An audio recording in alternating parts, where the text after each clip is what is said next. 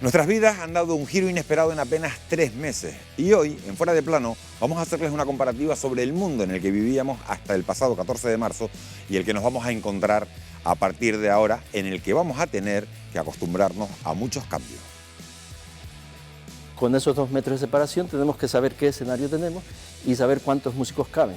Hemos optado por esto, unos forros hipoalergénicos marcando las sillas que sí se pueden usar. ¿Por qué es tan importante consumir los productos locales? Si no se consume aquí hay que dejar claro una cosa, se tira o se pierde. Esta cola sería insólita hace unos meses. Nos vamos a acostumbrar incluso más rápidamente de lo que creamos. Llega el momento de ver la realidad con otros ojos. Por eso, en tan solo unos minutos les ofrecemos el reportaje Nuevos Colores. No se lo pueden perder.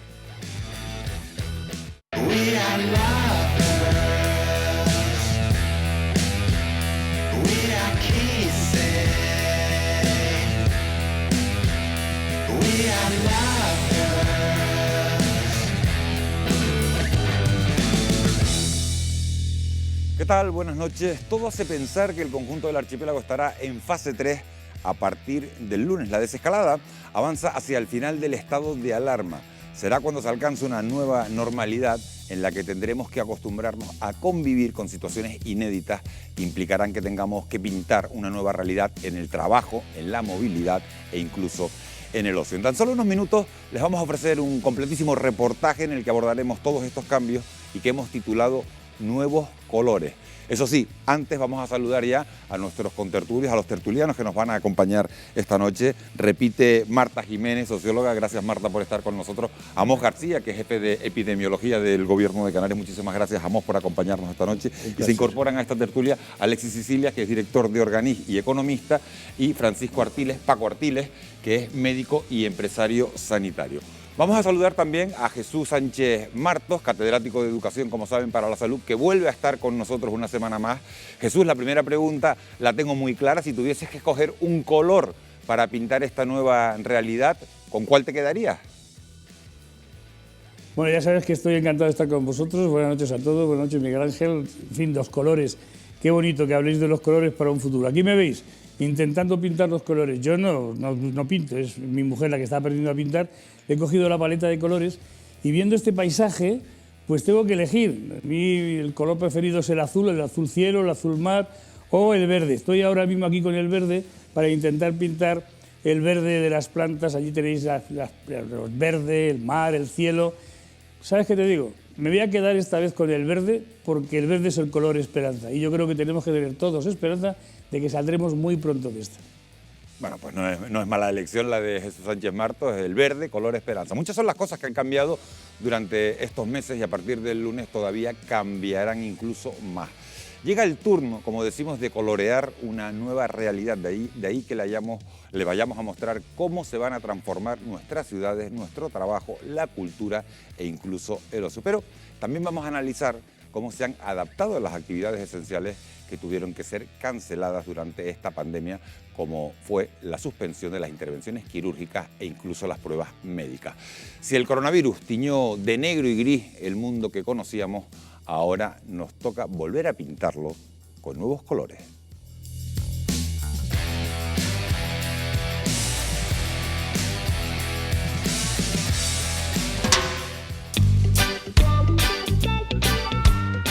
...2020 es el año que cambió nuestras vidas, con medidas de protección, marcando la distancia entre nosotros, aprendiendo otras normas y con nuevas pautas preventivas. La esperanza jamás se pierde, los malos tiempos pasarán. Aunque todo parezca en su sitio, lo que nos deja la pandemia es distinto. El trabajo, la movilidad, el ocio y la vida cotidiana cambian.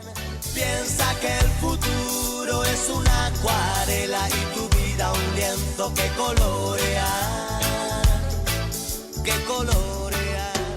Pero la paleta de colores es nuestra. Con ella tendremos que pintar una nueva realidad, adoptar conductas inéditas, rectificar otras y también explorar actitudes personales distintas para colorear la sociedad que viene. Tú lo pintarás.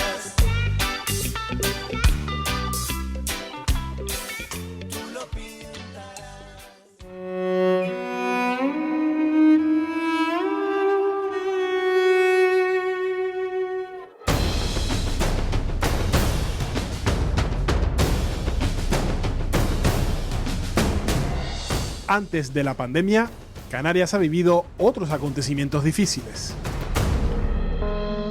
Hoy te toca volver a empezar.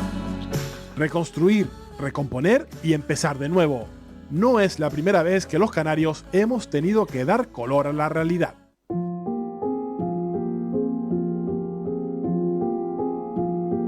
Bajo las lápidas de esta ermita de la Atalaya de Santa Brígida descansan algunos de los restos de las cerca de 6.000 personas que fallecieron durante la epidemia del cólera de 1851. Juan José Laforet, cronista, este es tan solo uno de los múltiples episodios traumáticos de la historia de Canarias, ¿verdad? Efectivamente, desde el siglo XVI las Islas Canarias se vieron sometidas a constantes y reiterativas epidemias. El cólera en 1851, a final de mayo, llegó a Gran Canaria un buque. El índice de mortalidad fue tan alto que no había posibilidad de atender el enterramiento de todos con la prontitud que esto requería. La más traumática fue la de fiebre amarilla o vómito negro, que así se le decía popularmente, que hubo entre 1810 y 1812 casi. Se extendió como un reguero de pólvora.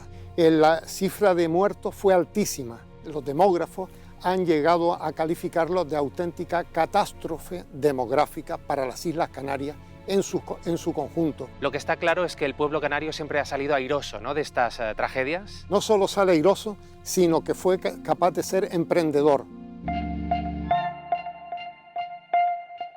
La actitud fundamental respecto a estos cambios tiene que ser una actitud prosocial. Tenemos que estar situados en la idea de esa identidad colectiva, del nosotros.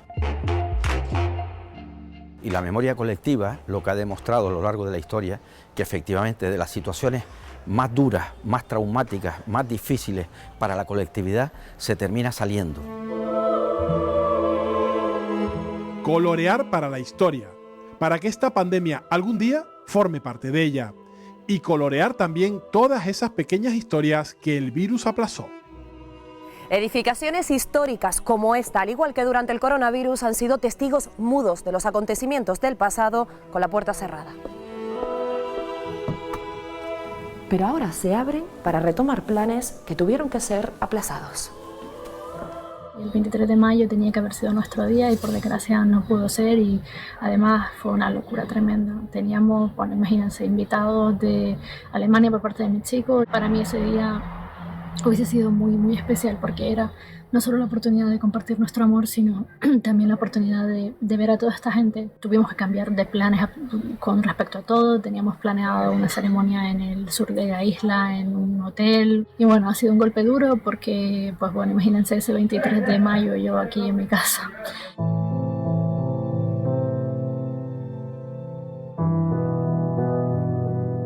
En este mismo escenario también se celebran tradicionalmente otros eventos familiares que han quedado pendientes.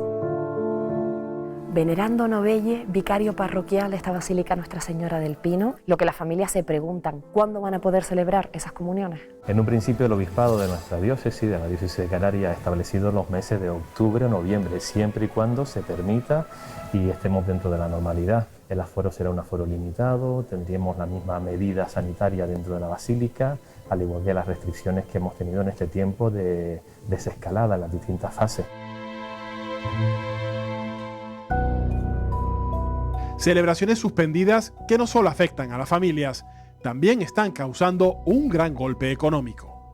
Marina González, directora de Heima, ¿cuántos trajes de primera comunión preciosos como este se van a quedar este año así, colgados en los percheros? Bueno, pues calculamos que dependiendo de cada tienda, tenemos dos en este caso, pues hay un 20 o un 30% en esa oscilación, contando con que verdaderamente en el momento en que se produjo pues el corte de COVID en cuanto a las ventas, aún faltaban familias que obtener su traje, puesto que las comuniones eran quizás para el mes de junio. ¿Y qué van a hacer con todo el stock que no ha tenido salida este año? Probablemente dejemos toda la colección a disposición de nuestros clientes, porque, bueno, lo dicho, Obispado programa a septiembre-octubre las comuniones, con lo cual nuestro público en todo el año va a obtener, pues si necesita más tallas, si necesita fabricar, porque la niña ha crecido, responderemos por esta parte. No solamente hemos tenido que anular planes, sino que hemos tenido que rediseñar los planes. ¿Quién lo ha pasado peor? Quien estaba más obsesionado por el control. En lo que repercute al sujeto es directamente en un sentimiento de frustración, de ansiedad y de pérdida absoluta del control. Con lo cual esto lo que nos va a crear es un estado de indefensión. Muchos de nuestros momentos personales tienen como escenario las ciudades. La gran mayoría de nosotros vivimos en ellas y en ellas también nos movemos. La pandemia ha desvelado que hay que humanizarlas. Me verás volar por la ciudad de la furia. El coronavirus dejó vacías las ciudades canarias. Ganamos en calidad de aire, nos liberamos de coches y ganamos espacio para peatones y ciclistas. Parece que la crisis del coronavirus y la nueva normalidad va a favorecer una ciudad más humanizada, ¿no? Sí, la ciudad de Las Palmas de Gran Canaria ya había empezado a afrontar esos problemas de las nuevas ciudades más humanas anteriormente. Si peatonalizamos y eliminamos atascos, estamos haciendo que el uso del vehículo privado sea hasta más racional.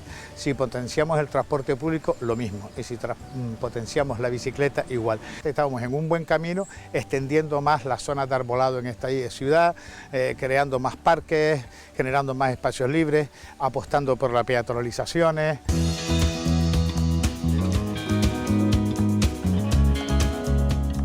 Patricia Hernández, alcaldesa de Santa Cruz de Tenerife, ¿qué hemos aprendido de la pandemia a la hora de humanizar las ciudades? Yo creo que hemos aprendido a que todo el mundo tenemos una responsabilidad individual en cada cosa que pasa.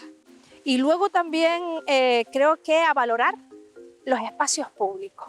¿Y qué cambios han llegado para quedarse, por ejemplo, en cuanto a peatonalización o movilidad? Esto ha supuesto una quinta marcha, un acelerar procesos que estaban por venir. El uso del transporte público, que ahora bajará un poco, pero hay que garantizarlos, y la protección del medio ambiente.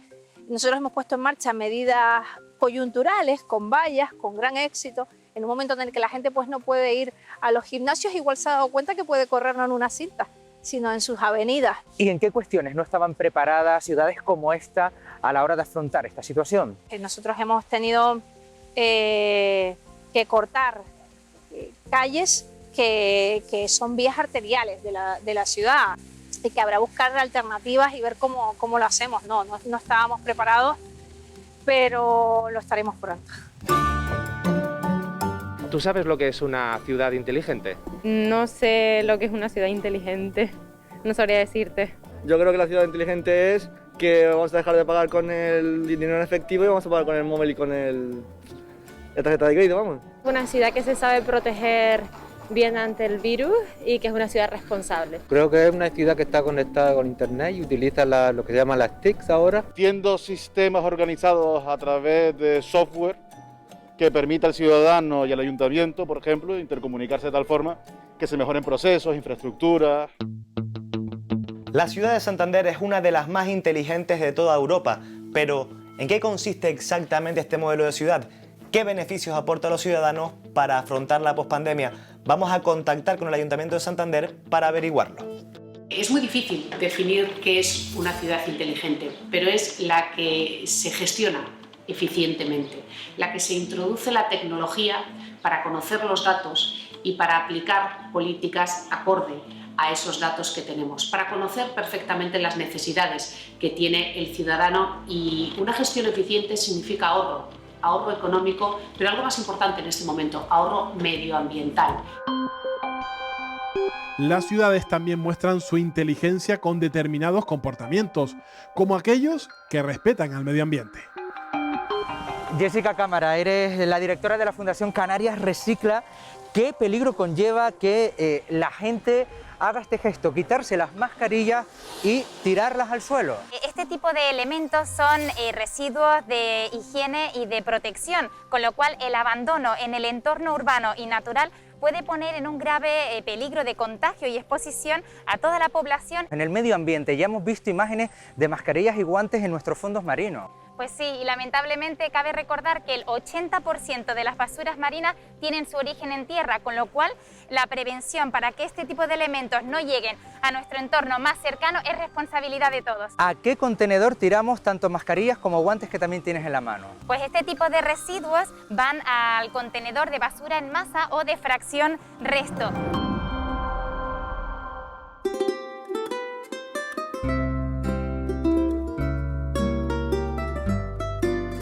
Actuar de forma sostenible no es solo gestionar bien los residuos. El coronavirus nos ha demostrado que consumir productos canarios ayuda a colorear el medio ambiente y contribuye a fortalecer nuestra economía.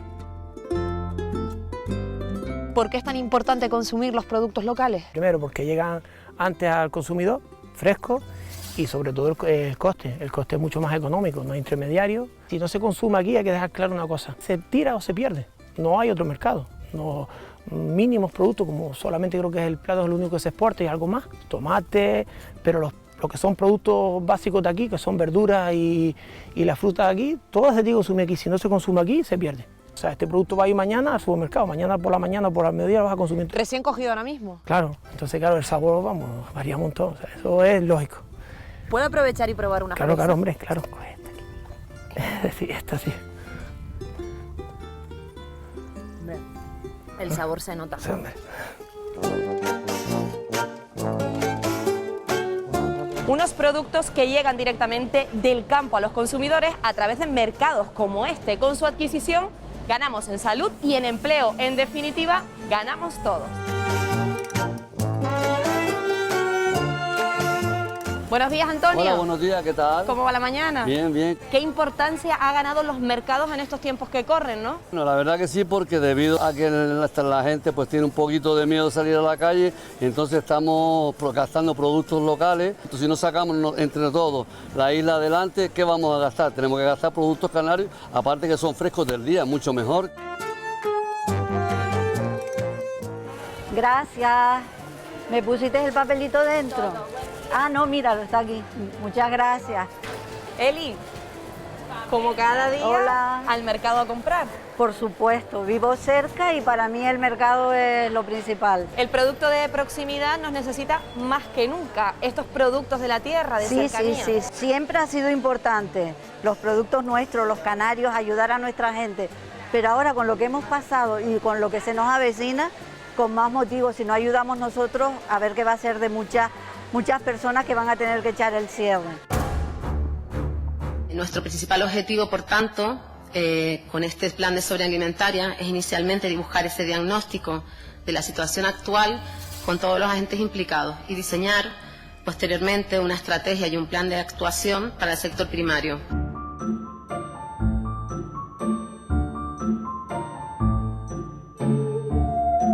Eustaquio, he visto que no te has podido resistir, has aprovechado el viaje, has comprado en este puesto de fruta y verdura.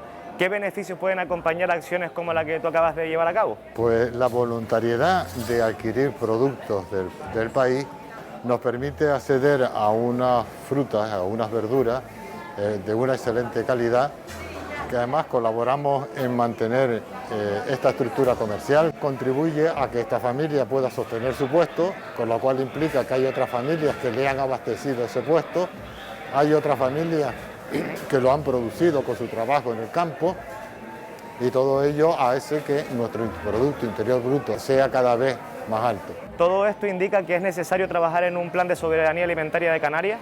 Sí, por supuesto. Eso es una vieja aspiración de nuestra sociedad, tener un grado de independencia muchísimo mayor del que tenemos en relación a nuestros alimentos, pero eso implicaría cambiar bastante nuestro modelo económico. El coronavirus nos deja también otra realidad en la sanidad pública. La pandemia ha provocado la cancelación de citas, pruebas e intervenciones quirúrgicas que ahora hay que retomar. Carmen, tú eres de Fuerteventura y hace 10 meses que estás pendiente de una operación, ¿verdad? Estoy esperando que me implanten una prótesis craneal a consecuencia de un tumor que tenía en la cabeza. ¿Te parece si nos sentamos y me lo cuentas? Sí, claro. Esto que llevas es una protección, supongo, ¿no? Casco de protección. En principio yo no puedo llevar golpes en la cabeza tengo este trozo de cabeza sin hueso, detrás del ojo no tengo hueso y yo no puedo llevar ningún tipo de golpe hasta que me pongan la prótesis, por lo menos. Carmen, cuéntame cuándo empieza todo el calvario. Me operaron va a hacer 10 meses y ahora es una segunda operación para poder seguir con mi vida, que está paralizada. Y ahora el COVID ha parado todo. Los que llevamos 10 meses en lista de espera, ahora que somos un acumulado, nos van a poner detrás de los que están ahora, van a rodar la lista. ¿Cómo lo van a hacer? ¿Cómo lo van a gestionar? ¿O van a operar día, mañana, tarde, sábados y domingos? Porque la lista donde llega ahora. Ya el ánimo pesa. Pesa porque es mucho tiempo vivir pendiente de un teléfono.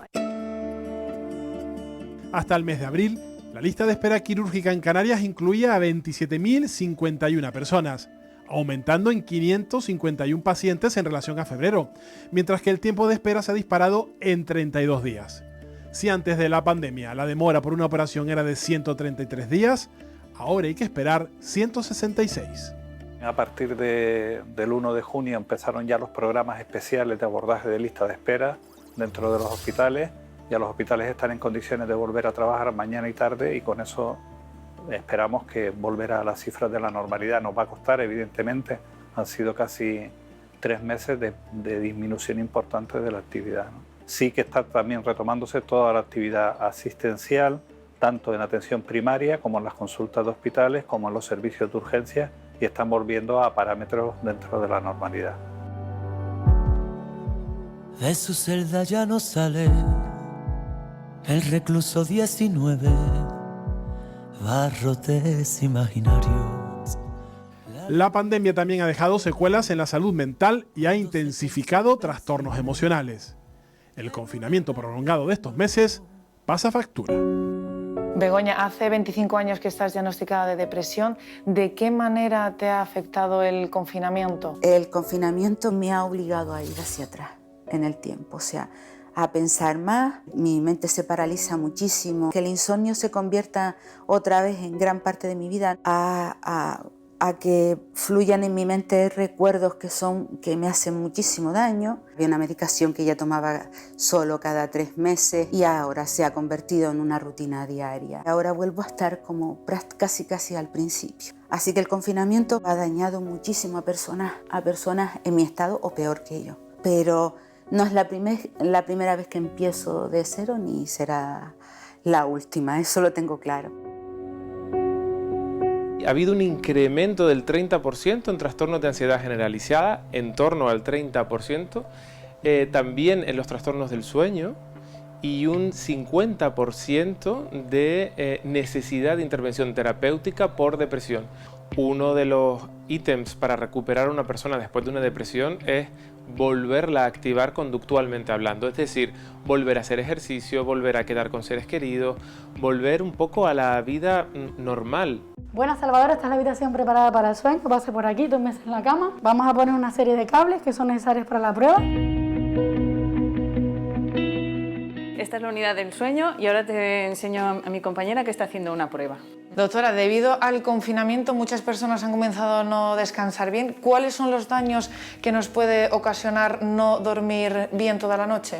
El no dormir produce sobre todo sensación de fatiga, de cansancio, dejadez, da apatía y también si se prolonga un poquito más pues puede desencadenar en trastornos metabólicos, obesidad, problemas de azúcar, cambios en la tensión arterial. ¿Cómo se puede combatir el trastorno del sueño? Tener un horario fijo para acostarse y para levantarse, que sea más o menos de 7-8 horas de media. Intentar dormir en el mismo sitio, en la misma habitación. Ven que te enseño el registro de la prueba. Venga, va. Mira aquí un ejemplo de cómo el paciente no tiene más sueño superficial y más vigilia, que es lo que aparecería en un paciente con insomnio. Y en este caso habría que ponerle remedio. Las alteraciones que nos ha dejado la pandemia no solo están en trastornos evidentes como la depresión, la ansiedad o el sueño. Hay otros aspectos más imperceptibles que también nos dañan, pero los relativizamos como mecanismo de defensa. En España se han registrado más de 27.000 fallecidos a causa del coronavirus. Ese número de fallecidos equivaldría a que cada semana, desde que se inició la pandemia, se han estrellado en nuestro país 7 aviones de más de 300 pasajeros cada uno. Sin embargo, nuestro cerebro no percibe una tragedia de esa magnitud. ¿Hemos normalizado el número de muertos que ha provocado esta pandemia? La gente no puede vivir permanentemente agobiados con la ansiedad, con la preocupación de que todo el mundo está muriendo. Y desde ese punto de vista, la sociedad también supera esos episodios, esos traumas, algo que se llama disonancia cognitiva. La gente no puede vivir permanentemente en el recuerdo de la muerte, sino que tiene que estar pensando también con un cierto optimismo. Rocío, tú como psicóloga seguro que sabes explicarnos por qué nos acostumbramos de manera tan fácil a situaciones extremas. Nos hemos acostumbrado al confinamiento y ahora nos acostumbramos a esta nueva normalidad, ¿no? Eso no corresponde a una situación caprichosa, algo que hayan decidido unos cuantos, sino que esto es una protección para algo, para lo más fundamental en nuestra vida, que es nuestra propia salud, que es lo que nos mantiene vivos. Por ejemplo, esta cola sería insólita hace unos meses, ¿no? La gente guardando la distancia de seguridad para sacar dinero. Sí, es verdad que ahora nos tenemos que adaptar a permanecer quietos en el sitio, guardar esa distancia. Nos vamos a acostumbrar incluso más rápidamente de lo que creamos. Otro ejemplo son las medidas de higiene en la entrada de, por ejemplo, bares. Quizás, como esto forma parte de medidas que ha establecido el gobierno, lo vamos a ver como temporal, pero si mantenemos una mentalidad pues quizás más adaptada a los nuevos tiempos, podemos fomentar ese uso, aunque el gobierno no tenga que intervenir directamente, y eso va a ser beneficioso para las siguientes generaciones. Rocío, ¿tú crees que estas normas, esta nueva normalidad nos va a convertir en personas ariscas? No nos tendría por qué volver más ariscos, pero es verdad que el contacto físico va a estar limitado. Cuando salga de esta iré corriendo a buscarte, te diré con los ojos lo mucho que te echo de menos. Volver a socializar y retomar nuestras vidas es el camino inmediato. Pintar una nueva realidad que para algunos es una oportunidad para empezar de nuevo. Somos aves enjauladas con tantas ganas de volar. Muchas gracias por atendernos. Has tomado la decisión de divorciarte tras el confinamiento. ¿Qué te ha llevado a tomar esta decisión justo ahora? Pues hemos decidido en este tiempo de emergencia sanitaria, pues de poner un punto y final a nuestra relación. Esto ya venía de atrás, pues con hechos acuciantes en cuanto a que, bueno, la convivencia no era buena, pero con el día a día y el ritmo que llevábamos, tanto ella como yo, pues no encontrábamos quizás esas fisuras que en este confinamiento hemos podido descubrir. El COVID nos ha separado, ¿no? Yo creo que sí. Incluso si lo extrapolamos a las amistades y demás, también ahí te puedes dar cuenta de quién está más a tu lado y de quién no. Gloria Pérez, eres abogada especializada en divorcios. En estos meses ha aumentado la solicitud de información precisamente para poder divorciarse. Sí, la realidad es que durante el periodo del confinamiento sí que ha habido un aumento en las consultas en relación a temas de separación, divorcio, en relación a medidas para poder modificar, rebajar o incluso intentar extinguir lo que es la pensión de alimentos. Aunque desde el 15 de abril en adelante se han podido presentar ya demandas, la realidad es que la justicia ha estado durante todo este tiempo parada. El confinamiento ha sacado a la luz pues, diferentes conflictos que ya podrían haber estado soterrados, conductas negativas entre la propia pareja, el estrés añadido del teletrabajo o los hijos. Cada uno de los miembros va a tener que adaptarse a la situación como toda la sociedad estamos haciendo y además pues, convivir con ese periodo de duelo por la separación de su propia pareja. Otras rupturas son colectivas. Durante la pandemia hemos perdido algunos de los espacios preferidos para socializar. El fútbol, el deporte que mueve masas, vuelve. Pero no lo hace igual. Será a puerta cerrada, lo que impide el reencuentro de aficionados que abrazan una misma bandera.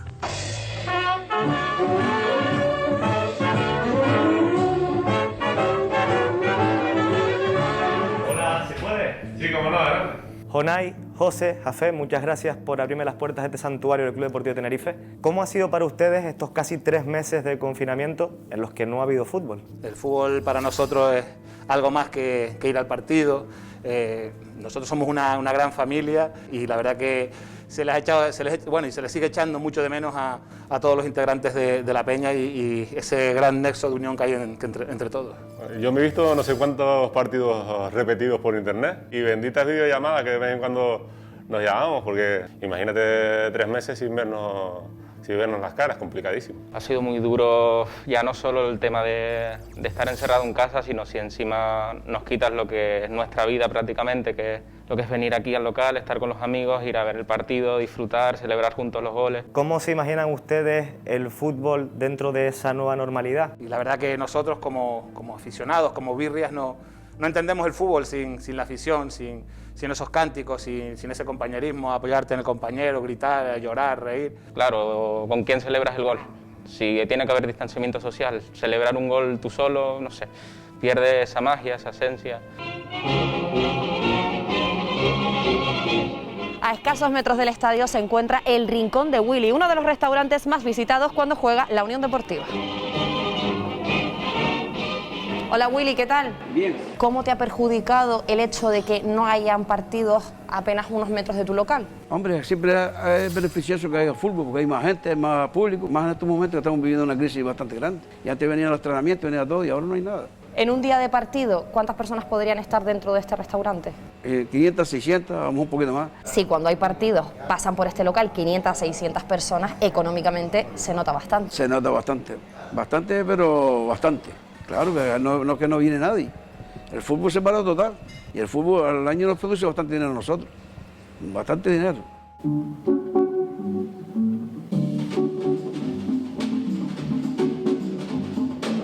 También la música trae nuevos colores, reabren las salas y se retoman los conciertos, pero de forma muy distinta. ¿Cómo va el aforo de hoy? Todo vendido. Vale, gracias. Buenas, Daniel. Ya veo ultimando los detalles para la reapertura del Teatro Buniguada esta noche, ¿no? Tenemos la suerte de ser el primer espacio de España que va a abrir, así que llevamos un tiempo trabajando ya con muchísimas ganas de poder impulsar este espacio y que, bueno, que poco a poco los espacios escénicos vayan abriendo para que el público pueda venir y disfrutar con todas las medidas de seguridad. Distancia, lavado frecuente de manos y el uso obligatorio de mascarilla. Ahora ya no hay entrada física y es todo con código QR.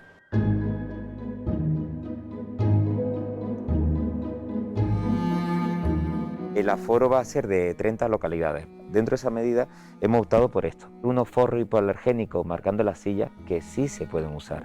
El otro protocolo que tenemos para los artistas es la parte escénica. Los artistas en todo momento van a tener que usar mascarilla, menos en el momento en el que se pongan en sus posiciones. Y como podéis ver, en el escenario hay unas pantallas de metacrilato. ¿Es rentable esa reapertura? No es la rentabilidad de la función de esta noche, sino es la rentabilidad de poder abrir un espacio escénico con condiciones de seguridad. Bueno, Daniel, pues yo tengo mi entrada QR. Esta noche vuelvo al teatro, ¿vale? Muy bien, te esperaremos. Gracias. Bien, gracias.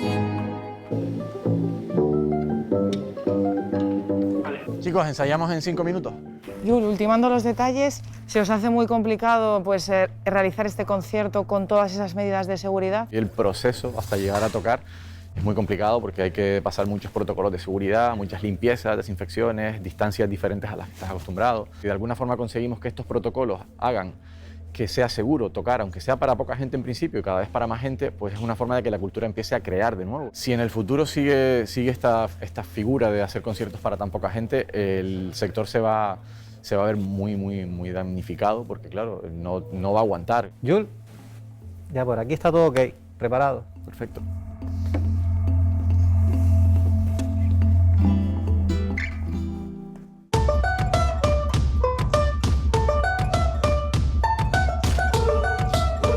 Roberto, ya veo que ya has cumplido con el protocolo. Antepone la cultura a todas estas medidas que hay que cumplir, ¿no? Hombre, está claro que es incómodo, se hace lo que sea. Yo espero que esto sea transitorio, pero la cultura es súper importante. Lleva mucha gente detrás que necesitan que volvamos. Pues nada, Roberto, te dejo que eres uno de los 30 privilegiados que puede disfrutar esta noche. Lo disfrutaré. Gracias. Bueno.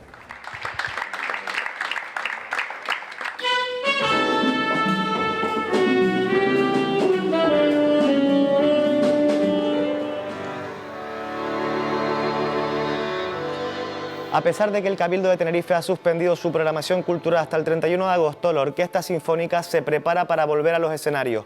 Eso sí, no será como lo habían pensado.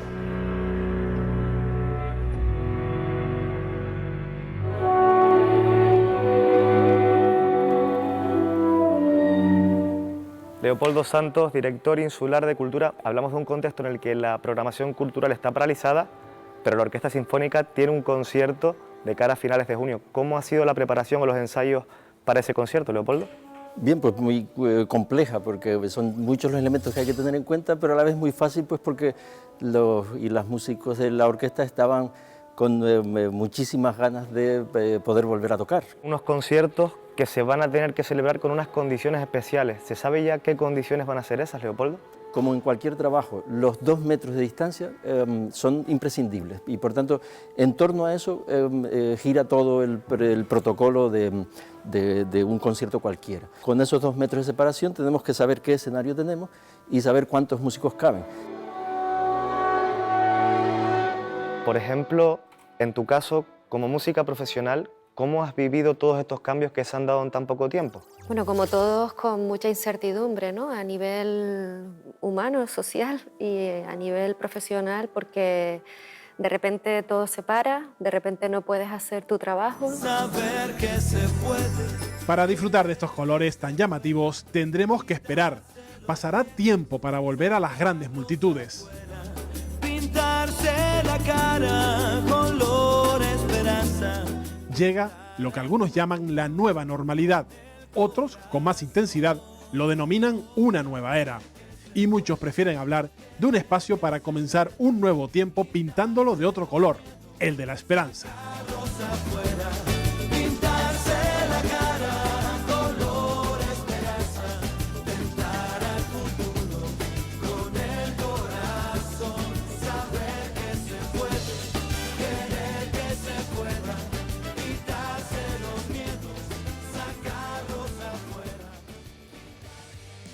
Bien, pues ya lo han oído, nueva era, nueva realidad a la que nos estamos adaptando.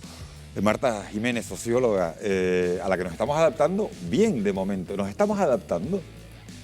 Parece que sí, pero... Sí, bueno, primero, a costa de los colores, pues quería expresar aquí mi apoyo a todas esas personas que están luchando en Estados Unidos y en otras partes del mundo en contra de las discriminaciones y las violencias que sufren por su color de piel, ¿no? Por su raza. Y bueno, pues el título del documental me hizo Nuevos colores, sí. Pensar en ellos, ¿no? Y ojalá nuestro mundo acepte que la diversidad y la diferencia es un bien y no un mal, ¿no? Y con respecto a la cuestión de la adaptación, yo creo que la sociedad, los seres humanos nos caracterizamos por una capacidad de adaptación mucho mayor que los animales, por ejemplo, que se mueven desde los instintos, ¿no? La inteligencia emocional, racional, nos ayuda a adaptarnos, ¿no? Yo creo que poco a poco, ¿no? Tampoco se nos puede pedir. Yo creo que en estos pocos meses hemos experimentado 2 vivencias terribles, ¿no? Interesantes, pero que son retos. Por un lado, hemos vivido que de repente nos dicen cada paso que tenemos que dar, ¿no? Yo me acuerdo que toda la fase del confinamiento ha sido que el gobierno nos decía se puede salir, va marcando lo que tienes que hacer en cada momento. a qué hora se puede salir. Claro, ya estamos en la fase en la que volvemos a una situación en la que la flexibilidad y la autogestión, por lo tanto, predomina, ¿no? Y creo que efectivamente el principal problema es el contexto de incertidumbre que nos genera como sociedad todo esto, ¿no? La incertidumbre que viene porque tenemos que cambiar hábitos muy básicos de nuestra vida y la incertidumbre que viene por toda la situación económica y social que estamos empezando ya a vivir y a notar. Me voy a la parte sanitaria. En el reportaje hemos visto, Amos, que el confinamiento ha hecho mella en algunos pacientes que ya tenían trastornos psicológicos, pero es que incluso se ha creado otros nuevos. Hay algunos estudios que apuntan a que una parte de los sanitarios españoles tiene actualmente síntomas de depresión. ¿Qué consecuencias psicológicas crees que nos puede dejar esta pandemia? Y pregunto y respondo, ¿cómo se solucionan? Sí, desde luego es evidente que hemos vivido una situación inédita, excepcional, y de alguna manera eso hace mella en la sociedad en su conjunto y muy especialmente en los colectivos que han desempeñado un papel clave en la intervención sobre la pandemia, es decir, los sanitarios, por ejemplo. Y desde esa perspectiva es razonable, es lógico que esa actuación inmediata, ese contacto directo con el dolor, con el sufrimiento, en ocasiones sin capacidad de poder solucionar lo que se estaba viniendo encima, tiene que hacer mella en una persona por muy cualificada, por muy preparada que esté. Sí, no son de hielo, está claro, ¿no? Efectivamente. ¿Y cómo se manifiesta esa influencia? Pues fundamentalmente en una tendencia a la depresión, a la melancolía, que de todas maneras se va a solucionar. ¿Cómo se puede solucionar? Exacto. ¿Cómo se combate eso? Volviendo a incorporarnos a lo que es la actividad inmediata, que es tan intensa, tan estresante, que no tenemos más remedio que ponernos las pilas automáticamente. Hay que recuperar a la señora, la pobre mujer que que necesitaba una prótesis en el cráneo, hay que recuperarla. Y eso no hace necesariamente que tengamos que ponernos en marcha inmediatamente. ¿Paco Artiles opina lo mismo? Sí, yo opino igual que Amos. Hay algo que yo creo que yo vivo. Psicológicas, ¿no? la pandemia. El sanitario, yo lo he vivido en mi trabajo, ¿no? Yo no he cerrado mi centro, somos servicios esenciales y por lo tanto los primeros 15 días había una sensación de miedo ante la situación que se nos venía y al mismo tiempo responsabilidad de no transmitir ese virus a ningún familiar, pero al mismo tiempo una sensación de frustración en el sentido, yo me imagino que mis compañeros en hospitales donde cada día ve morir gente, eso es tremendo, ¿no? Frustración en la acción social, en la acción sanitaria que estás haciendo. ¿Y cómo se combate, Paco? Pues... como decíamos, yendo al día a día, metiéndonos en el... Tienes que aceptarlo, porque tienes que estar tranquilo y consciente de que has hecho lo que has podido y esa satisfacción en el trabajo es lo que te lleva a seguir adelante porque tienes que hacerlo y porque eres profesional de esa materia, ¿no? Alexis, mientras veíamos el reportaje decías que tú has tenido casos personales o casos muy cercanos, por lo menos. Sí, pero quizás para no entrar tanto en ese nivel de detalle, coincido con todos los anteriores contertulios.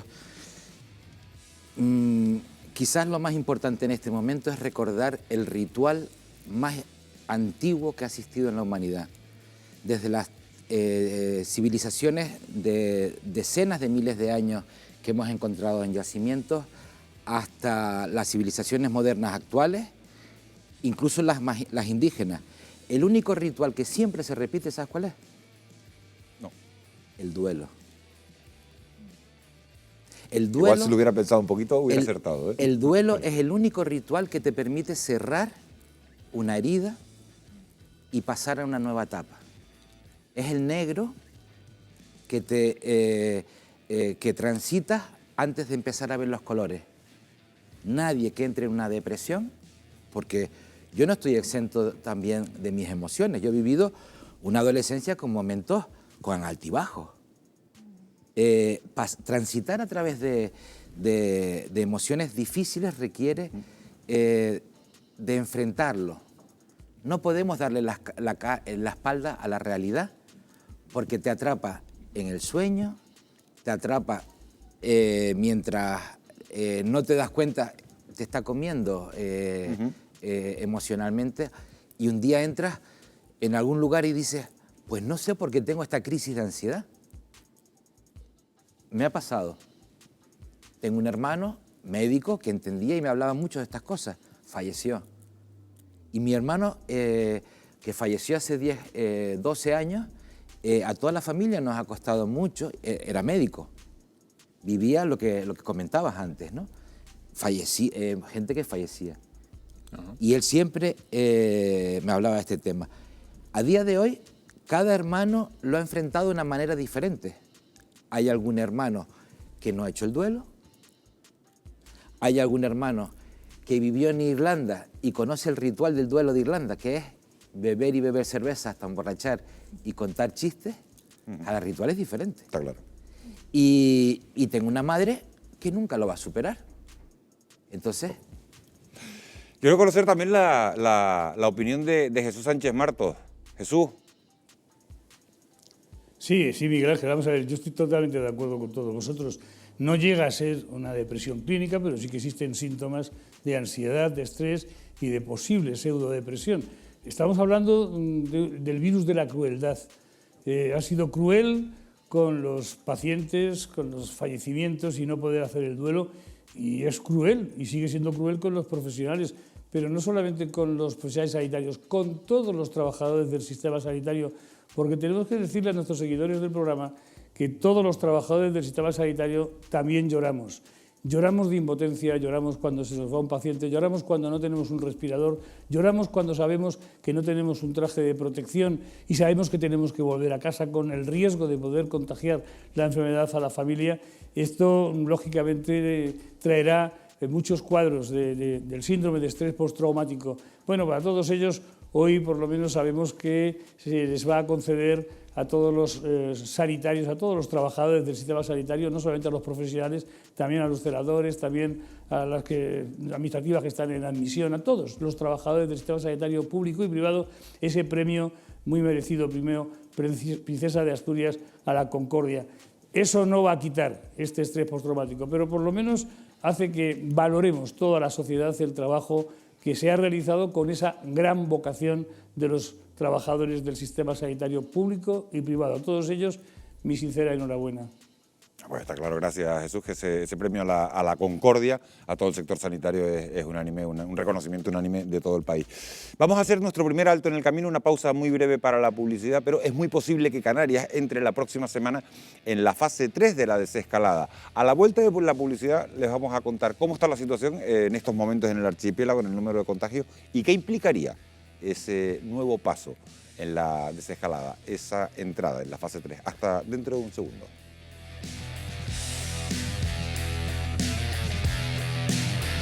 We are lovers.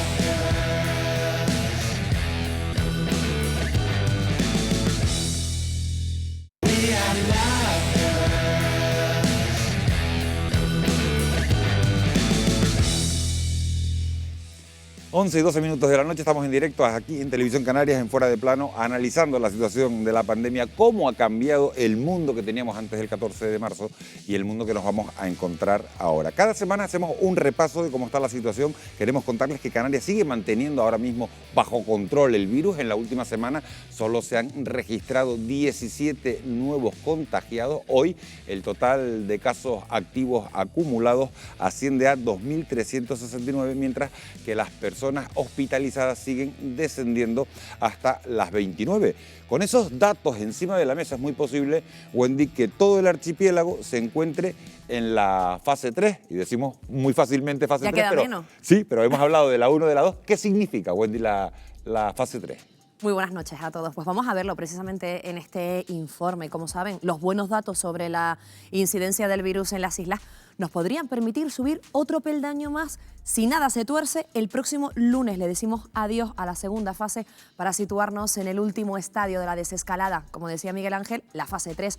En este periodo, el gobierno autonómico recupera sus competencias y asume la plena gobernanza para gestionar la desescalada. El Ejecutivo Canario, con este nuevo escenario, ha anunciado hoy mismo que la movilidad entre islas será libre a partir de la próxima semana, aunque aún tendremos que esperar a que finalice la fase 3 para que vuelvan los viajes entre comunidades autónomas. Canarias también podrá determinar el ritmo de la desescalada, es decir, no será el gobierno central el que decrete cuándo terminen las restricciones, sino que quedará a criterio de las islas pasar definitivamente a la nueva normalidad. Esta nueva fase que pretendemos inaugurar el lunes supone además nuevos alivios. Las reuniones podrán ser de hasta 20 personas y se acaban las franjas horarias para pasear y que hasta ahora pues estaban reservadas en función de cada colectivo. En esta nueva rutina social también hay novedades en los bares y restaurantes, donde ya se podrá consumir en la barra siempre que se garantice una distancia de 2 metros. Y si por el contrario prefiere consumir en la terraza, se amplía su aforo hasta el 75%. La oferta de ocio se completa con la apertura de discotecas y locales nocturnos porque vuelven a abrir sus puertas, aunque, eso sí, limitando su aforo a 1/3 de su capacidad. También abrirán de nuevo los bingos, casinos y salones recreativos, mientras que los cines, teatros y auditorios podrán ampliar su aforo hasta el 50% de su espacio habitual. La misma capacidad límite que tendrán también los comercios, y lo que usted decide pues es ir de compras. Y un alivio más, los centros comerciales podrán abrir sus zonas comunes, aunque con la restricción del 40% de aforo, y los mercadillos podrán estar operativos con la mitad de los puestos. Como ven, se abre el abanico de posibilidades que nos lleva a la denominada nueva normalidad, Miguel Ángel, aunque siempre volvemos a apelar a la responsabilidad y a seguir manteniendo esas medidas sanitarias y de prevención. Esas las tenemos metidas a fuego, grabadas a fuego en la cabeza, lavarnos las manos y mantener la distancia, gracias Wendy, de seguridad. Paco Artiles, médico, ¿estamos preparados para ir a la fase 3? Sí, claro, en Canarias seguro.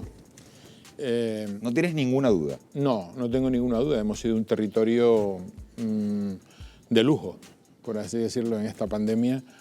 Y dentro de Canarias, las islas no capitalinas, todavía más. Fuerteventura, de donde yo vengo, tiene 0 fallecidos. Eso es una, digamos, una fortaleza que nosotros tenemos que exhibir en el mundo y recuperar ese sector turístico, ¿no? Canarias fortaleza, Fuerteventura 0 fallecidos. Amos, hace tan solo unas horas se han comunicado los datos de la segunda oleada de ese gran estudio de cero prevalencia. Los estudios confirman, los resultados confirman que Canarias sigue siendo una de las regiones con menos incidencia del COVID. Solo un 2,7% de la población del archipiélago tiene anticuerpos, por lo que estaríamos especialmente expuestos ante un rebrote. ¿Es así? No, no debe ser esa la lectura, debe ser toda la contraria. Tenemos tan pocos seropositivos en función de que hemos trabajado muy bien y se ha conseguido romper la cadena de contagio. Tenemos que ser conscientes que cuanto el valor del 2,5 que tenemos en estos momentos fuera más alto, eso vendría acompañado de un mayor número de fallecimientos, un mayor número de hospitalizaciones, un mayor número de ingresos en UCI. La posibilidad de llegar a una inmunidad natural colectiva, que era una estrategia que se siguió en algunos países pensando que cuanto más enfermos más llegábamos a esa inmunidad colectiva, nos tendría que situar en un contexto de un 70% de las personas seropositivos. ¿Cuántos muertos significa eso? O sea, es absolutamente inaceptable. La inmunidad colectiva únicamente la conseguiremos cuando tengamos la vacuna. Mientras tanto, hay que seguir actuando, rompiendo la cadena de transmisión. Con tener esas cifras tan bajas de cero prevalencia. Sí. Hombre, yo creo que lo que representa, lo que significa es que hemos conseguido romper la transmisión en nuestra tierra y eso nos tiene que llenar de satisfacción. Y hay que seguir en esa línea. Recordamos el caso del hotel H10. Sí, en el sur de Tenerife. Brillante. O sea, que el sector turístico tuviera la capacidad de dar una respuesta contundente, decidida, y que los turistas al salir dijeran, yo quiero volver el próximo año porque ha sido una experiencia magnífica, para mí es la demostración la mejor de que carta de presentación, sabemos hacer las cosas bien. Hay otra parte sanitaria que me preocupa bastante, Paco. Para la fase 3 la actividad hospitalaria se va a recuperar plenamente en consultas externas, en pruebas funcionales, además también en intervenciones quirúrgicas. Sin embargo, esta pandemia ha afectado de lleno, lo veíamos antes en el reportaje, a un sistema que ya acumulaba retrasos. Los retrasos, al estar cerrados prácticamente los hospitales o dedicados a combatir el COVID, han aumentado las listas de espera. ¿Qué va a pasar a partir de ahora? ¿Tendremos que convivir durante todo el año con listas de espera más largas?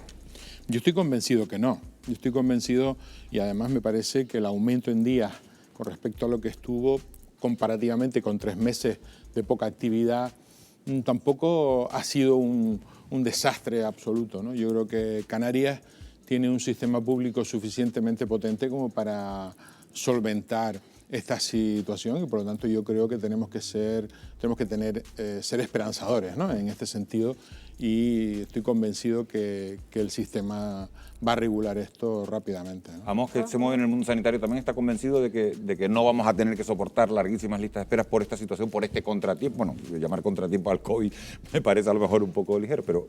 No, yo creo que los recuperaremos claramente porque tenemos un motor fundamental en nuestro sistema sanitario, que son los profesionales, y estoy convencido que lo recuperaremos. De todas maneras, si me permites una anotación.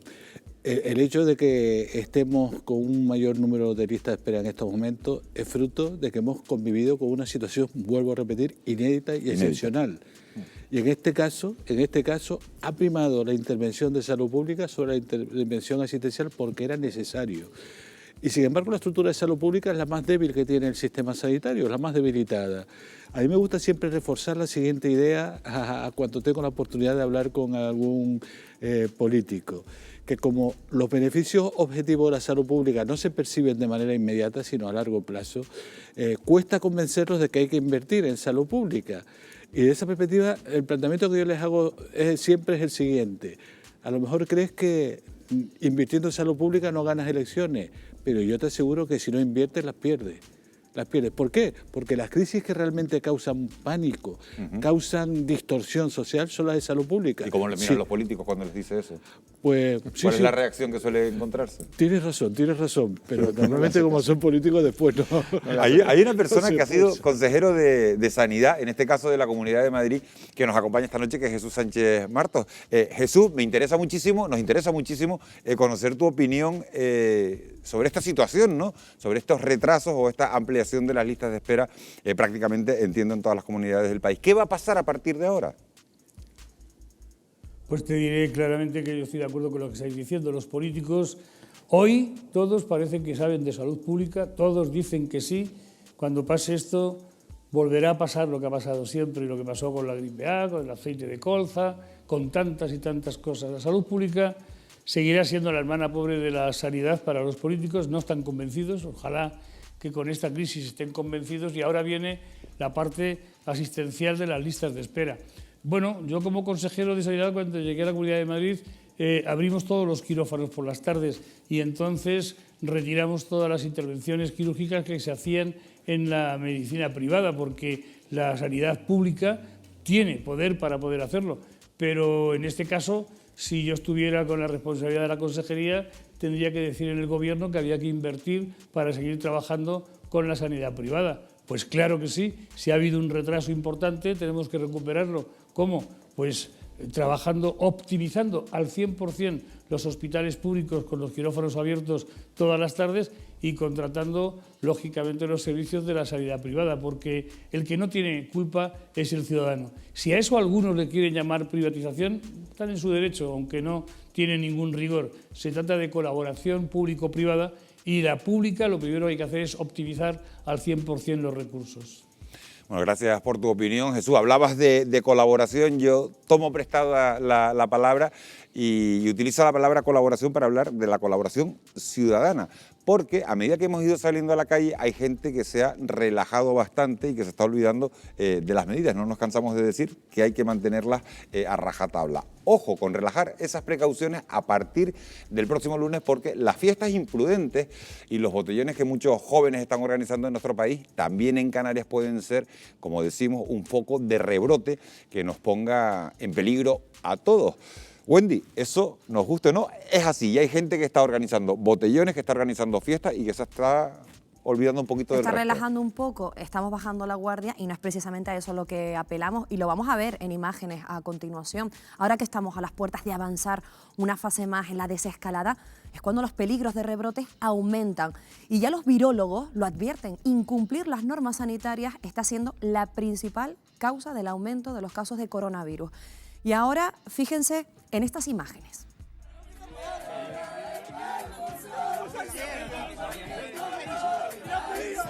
Estos jóvenes de Asturias fueron denunciados por celebrar un botellón sin guardar las distancias, como están viendo, de seguridad, y sin usar mascarillas. Una situación que también se ha dado En Canarias, el pasado fin de semana, 13 jóvenes bebían en la calle sin ningún tipo de protección en Santa Cruz de Tenerife.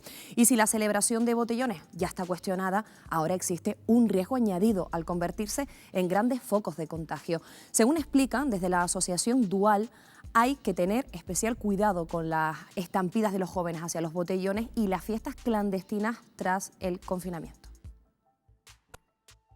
Ahora, ¿qué es lo que nos tememos? Que se produzca una sobrereacción compensatoria, es decir, que pasemos de una intensa restricción a una especie de desescalada en el desenfreno. Está pasando en cosas tan simples como los paseos o el deporte en población normal. Es decir, gente que no ha paseado nunca sale a pasear, gente que nunca ha hecho deporte ahora hace deporte. Tememos que esto sirva de contagio a los menores y que en ese sentido pues, se celebren botellones y ellos salgan también un poco en estampida. Desde esta asociación se reconoce que el confinamiento ha sido especialmente duro para los jóvenes, una situación que les puede llevar a recibir presiones desde su entorno de amistades. ¿Qué influencia van a tener o qué tipo de mensajes persuasivos van a tener por parte, o disuasorios por parte de sus amigos? Hay que recuperar el tiempo perdido, no seas un mojigato, no te quedes en casa, has perdido 3 meses de tu vida, no pierdas a tus amigos. ¿Qué haces? ¿Te vas a quedar con tus hermanitos y con tus papás todo el verano? Para evitar que los jóvenes cometan imprudencias, ¿cuál es la recomendación para los padres y madres? Escuchen. Que hablen mucho con sus hijos y, una vez más, que hablen con ellos anticipando a qué tipo de riesgos se van a enfrentar enseguida. Y uno de los riesgos a los que se van a enfrentar enseguida es que van a ser tentados. Sus hijos van a ser tentados por sus amigos para que celebren un botellón, para que participen en la celebración de un botellón, ¿vale? Y además lo van a hacer con un pretexto poderoso. Este año no va a haber fiestas en los barrios ni en los pueblos y hemos estado 3 meses encerrados en casa. Tenemos que recuperar el tiempo perdido y tenemos que ganar o cultivar o lograr tener la fiesta que no hemos podido tener ni vamos a tener en adelante. Pues ya lo ven, creen recuperar el tiempo perdido, acudiendo a fiestas o botellones sin respetar las medidas de seguridad les puede llevar a poner en riesgo su salud y también la de quienes les rodean. Nosotros podemos entender perfectamente que tenemos ganas de salir, pero siempre manteniendo esas distancias de seguridad, además que es un compromiso social, un compromiso de todos. Todos tenemos ganas de salir a la calle. Es verdad que es más complicado a veces contener a los jóvenes. Muchas gracias, Wendy, por esos datos. Las imágenes, Marta, ponen... preocupan cuando las ve. Cuando uno las ve, ¿qué piensa? En eso de nos vamos a extinguir, como se circula por el WhatsApp. Otras imágenes. Los jóvenes han estado participando súper activamente en todo el trabajo solidario durante el confinamiento. Y yo creo que... Es verdad que solo por unas imágenes no se puede juzgar a todos los jóvenes, pero y no podemos ofrecer la idea, porque, por ejemplo, la fiesta de los aristócratas en Córdoba no eran los jóvenes, eran familias. Las familias en Granadilla, fue un encuentro familiar. Yo creo que el mensaje tiene que ser que nadie puede descuidarse. No podemos ir hacia los jóvenes a pero bueno, generar... nada más que en defensa, no es criminalizar a los jóvenes, pero sí que es verdad que las imágenes de botellones han recorrido toda España. Basta entrar en internet o ver Pero a lo mejor hay que decirle a los jóvenes que ellos han sido capaces de hacer mucha solidaridad. Y que va por ahí el cambio de pero decir ¿cómo se les convence? que sean es lo que te solidarios. pregunto. ¿Cómo se les convence a los jóvenes? ¿Es posible? Yo creo que sí. ¿Y cómo? Bueno, por un lado, haciéndoles ver la realidad, dando conocimiento de que ha habido jóvenes víctimas también, por ejemplo, cosa que no se transmite mucho. Y después que creer en su capacidad de agencia y de su capacidad de ser agentes del cambio del mundo, y uno de los elementos en este momento del cambio del mundo es darnos cuenta de que si hacemos algo podemos perjudicar al de al lado, ¿no? Yo creo que la gente joven en situaciones críticas, en la transición y en momentos críticos han sido capaces de creerse el cambio, de creerse agentes que pueden tomar las decisiones sobre cómo puede funcionar el mundo, ¿no? No podemos mostrarlos como solamente el botellón, porque esos son grupos muy aislados y concretos, ¿no? Vamos, Eres experto en epidemiología. Las fiestas privadas con amigos o con familiares también pueden convertirse, lo hemos visto en algunos casos, en un foco de rebrote. Es importante seguir recalcando que la distancia de seguridad hay que mantenerla incluso en las fiestas privadas, en las fiestas de cumpleaños, en las fiestas familiares. Es fundamental transmitir la siguiente idea. Estamos muy bien, estamos avanzando en el control de la pandemia, pero la pandemia sigue ahí. La pandemia se solucionará cuando haya una respuesta global. Desde esa perspectiva no podemos bajar la tensión, no podemos bajar la guardia, porque corremos el riesgo de volver a la casilla de salida. Y desde esa perspectiva el mensaje que tenemos que trasladar es el de pedirle a la ciudadanía, englobo a los jóvenes evidentemente, ese ejercicio de responsabilidad tan magnífico que han venido desarrollando en el ámbito del confinamiento domiciliario, ese ejercicio de responsabilidad y de solidaridad hacia los más vulnerables. Y a los jóvenes lo que hay que transmitirles como sector que quizá esté más necesitado de volver a recuperar parte del tiempo que han perdido durante estas 2 semanas de confinamiento, hay que hacerles ver que a lo mejor no tanto por ellos, porque el impacto clínico que tiene la enfermedad en ellos no es importante, pero sí por sus padres, por sus abuelos, por los seres que quieren. Tienen que tener cuidado y mantener de manera totalmente intensa las recomendaciones que se hacen del ámbito sanitario, por ellos y por los que más quieren. Y por el miedo a algo que nos hemos preguntado todos en algún momento a lo largo de este tiempo, y es, ¿habrá o no un nuevo repunte del virus? Los expertos, esa es la gran verdad, no terminan de ponerse de acuerdo. Unos dicen rotundamente que sí, otros que es probable, y algunos incluso niegan la mayor y aseguran que el virus, Wendy, es un dato nuevo, que el virus se ha debilitado. Es el caso de un informe que se ha publicado muy recientemente en Italia. Pues sí, precisamente vamos a ver unas declaraciones que han generado polémica en mitad de todo este debate de la desescalada, de este camino a la nueva normalidad.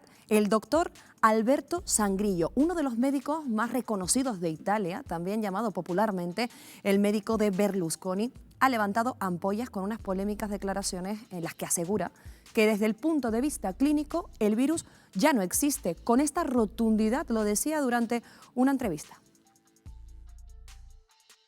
31 di maggio e circa un mese fa sentivamo gli epidemiologi dire di temere grandemente la fine del mese e l'inizio di giugno per una nuova ondata e chissà quanti posti di terapia intensiva da occupare. In realtà il virus praticamente dal punto di vista clinico non esiste più. Yo no entiendo italiano, pero creo que se ha escuchado bastante clarito. Como era de esperar, sus declaraciones han desconcertado a las autoridades sanitarias del país, que inmediatamente aclararon que se trataba de unas apreciaciones equivocadas.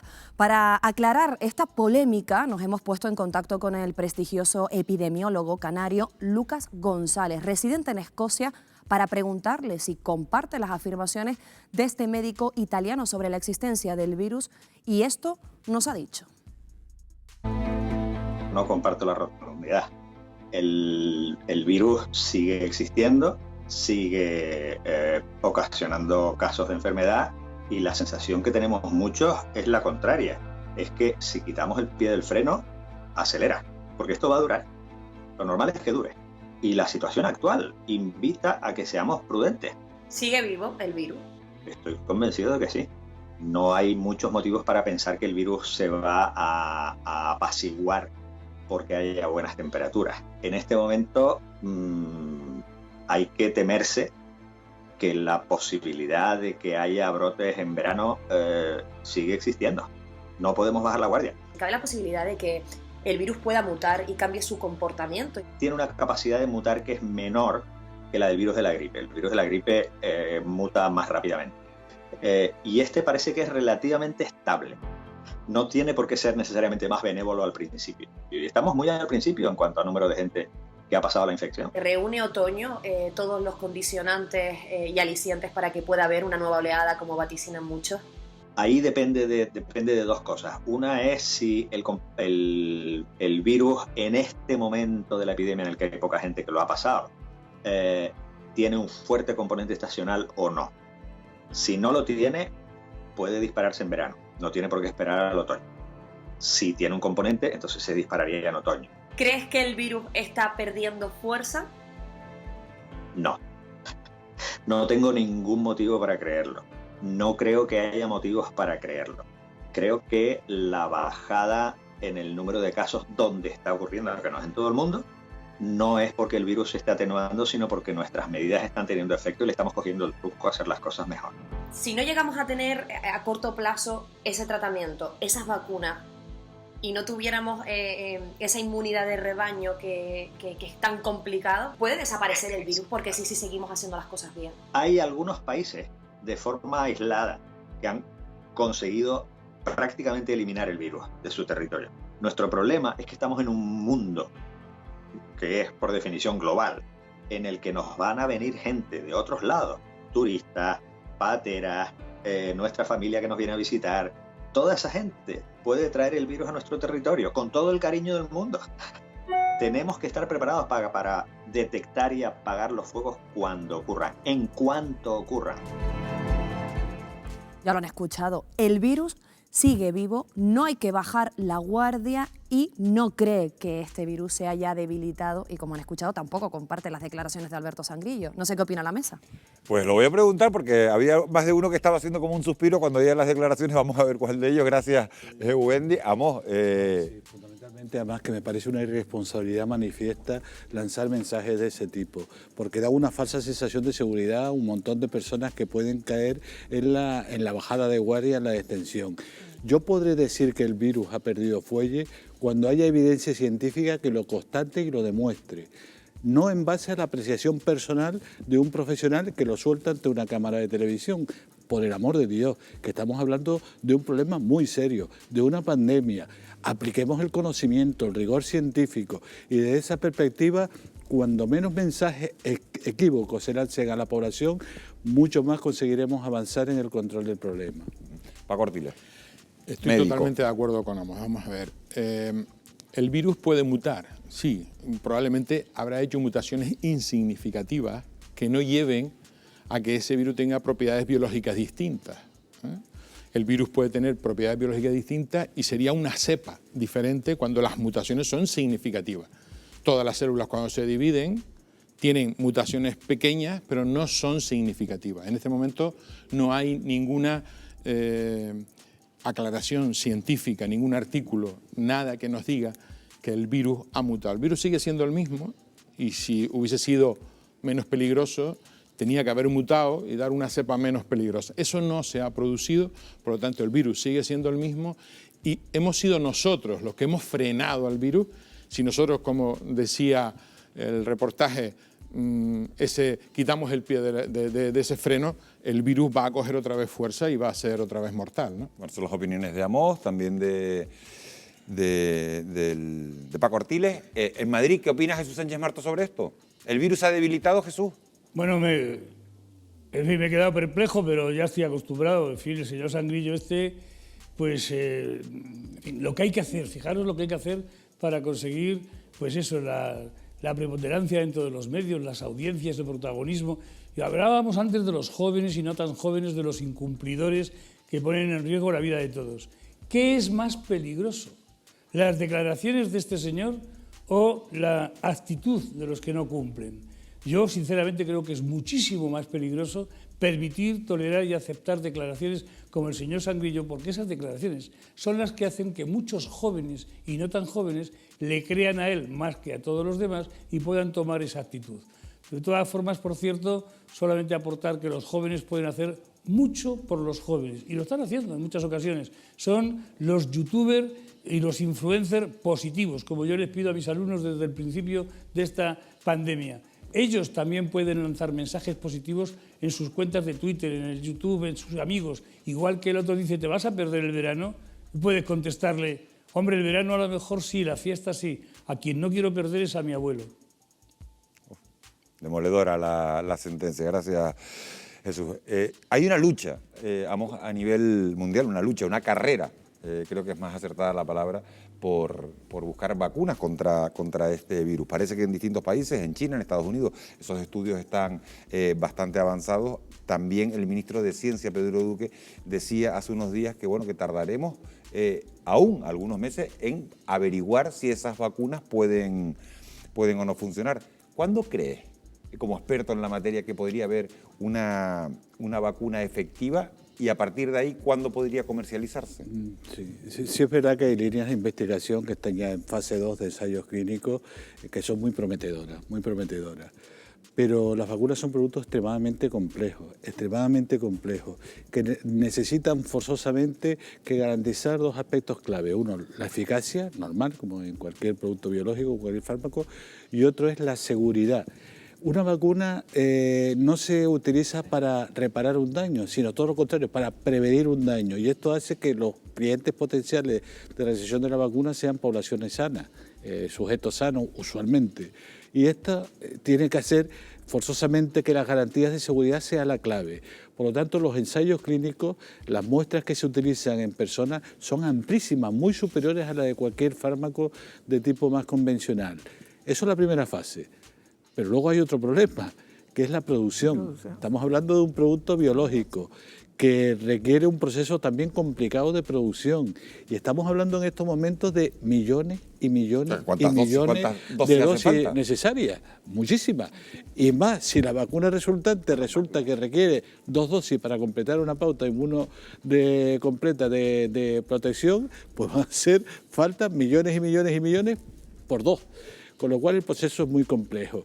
Por lo tanto, yo vacuna disponible para la población que la necesite antes de un año y medio, a lo mejor para el verano del 2021. Estás hablando ya de fecha de comercialización, verano 2021. Sí, de estar disponible en principio para la población que la necesite. 40 segundos, porque nos tenemos que ir a publicidad, Paco Artiles, pero nos interesa conocer tu opinión. Hay investigaciones que hablan de seroconversión. Recuerdan que tenemos la gamma-globulina antitetánica y no es la vacuna, ¿no? Aquí en Valencia hay investigaciones sobre anticuerpos que podemos inyectar para dar una semana, un mes y medio de protección, que no es la vacuna, sino que hablamos de seroconversión. Eso también está en investigación. Bueno, muchas gracias por la brevedad, has ajustado al tiempo. Fíjense, se estima que cada paciente de COVID-19 podría llegar a contagiar hasta 7 personas, pero ¿sabían que alguien con sarampión puede llegar a infectar hasta 18? Bueno, pues ahora me dirán que ¿por qué hablo de todo esto? Pues porque con el confinamiento se han dejado de poner muchas vacunas para enfermedades que dábamos por erradicadas en nuestro país, pero que ahora podrían volver. Y una de ellas es precisamente el sarampión. Enseguida vamos a hablar de todo ello con Jesús Sánchez Martos, va a ser en unos minutos. Vamos a publicidad, regresamos y se lo contamos. Será enseguida.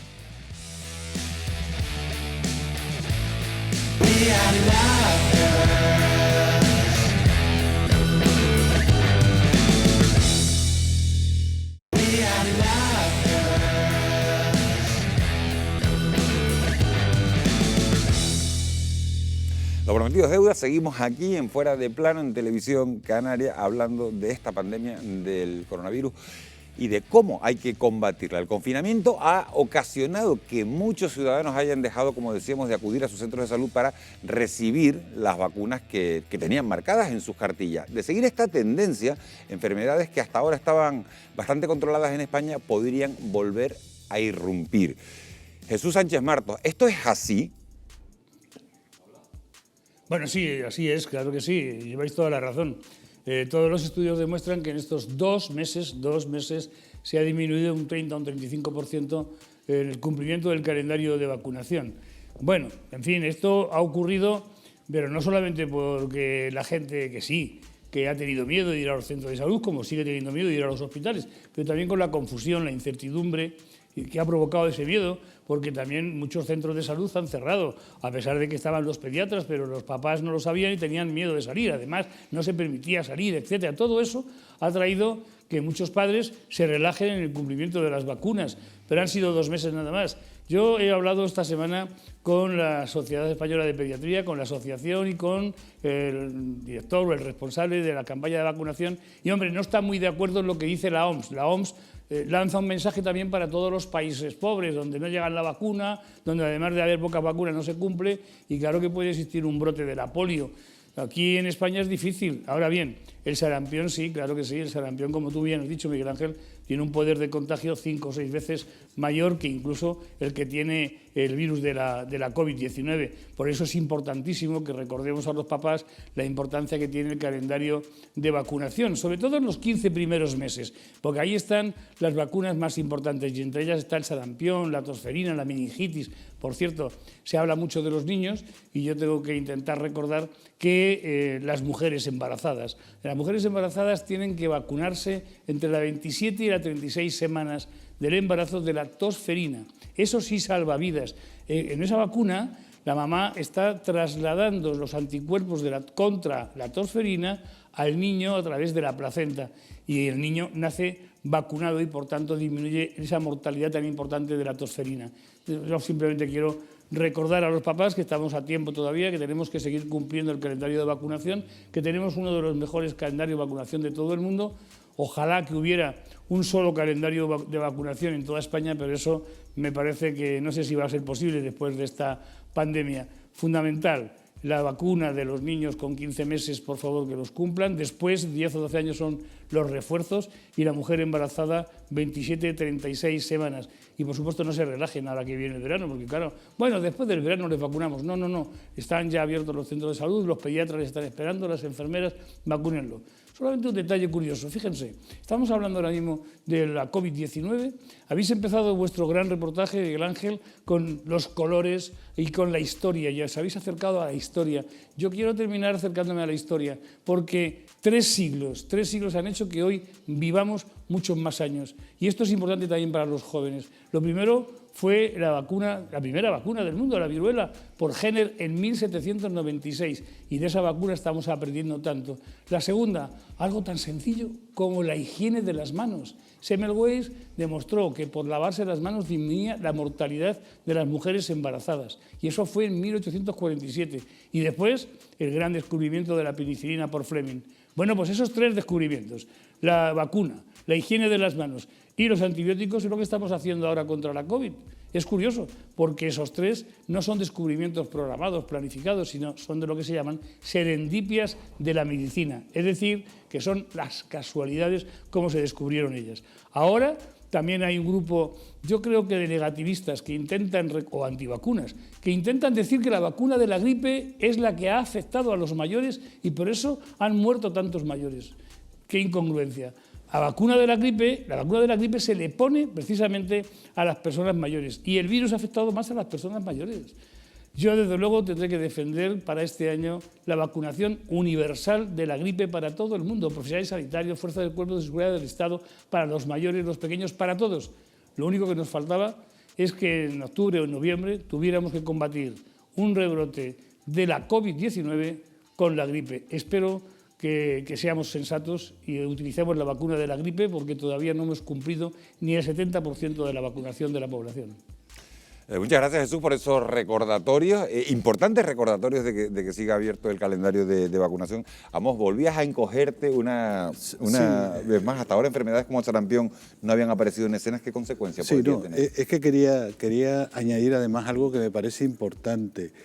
Es cierto que ha habido una bajada de las coberturas vacunales como consecuencia de la aparición del SARS-CoV-2, pero es que, por ejemplo, en relación al sarampión, antes de la pandemia ya había problemas de brotes epidémicos de sarampión en países como Italia, Francia y Alemania.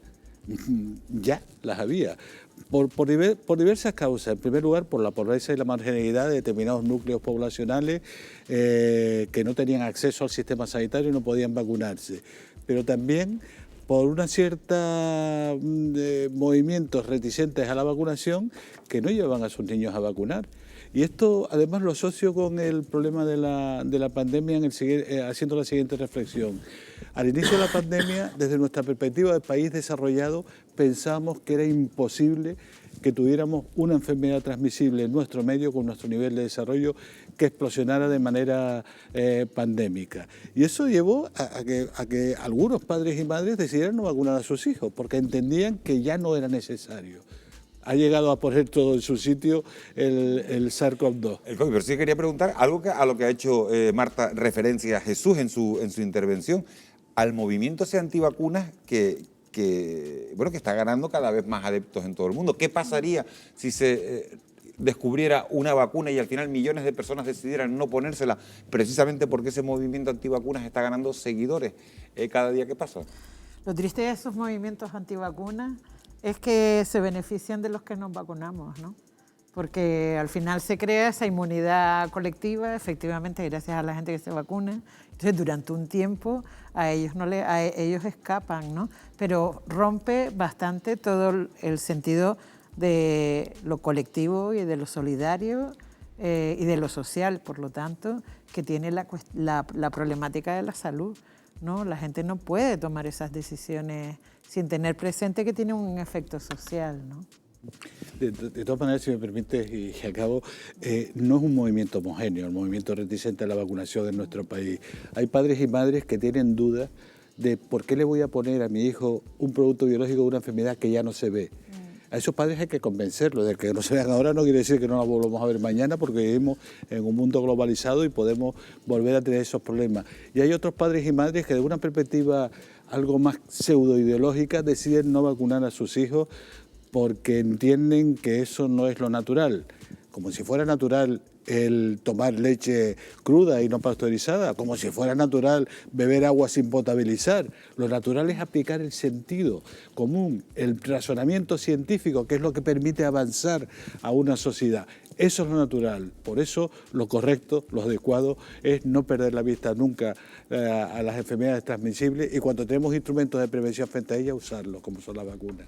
Hay un colectivo al que se ha cuidado especialmente, al que se trató mal en un principio y se ha cuidado, o bueno, que ha estado en riesgo, que son los mayores. Los mayores lo han pasado mal, hemos intentado protegerlos de alguna de las maneras, y en Canarias los mayores que viven, lo cuento porque es otra de las noticias de la semana, los mayores que viven en residencias van a poder por fin recibir visitas después de más de 2 meses, que se dice pronto, sin ver a sus familiares. ¿Qué precauciones habrá que tomar para ir a esas residencias a ver a los mayores? Nos los va a contar nuestro compañero Pablo Chueca, que está con la directora de uno de esos centros.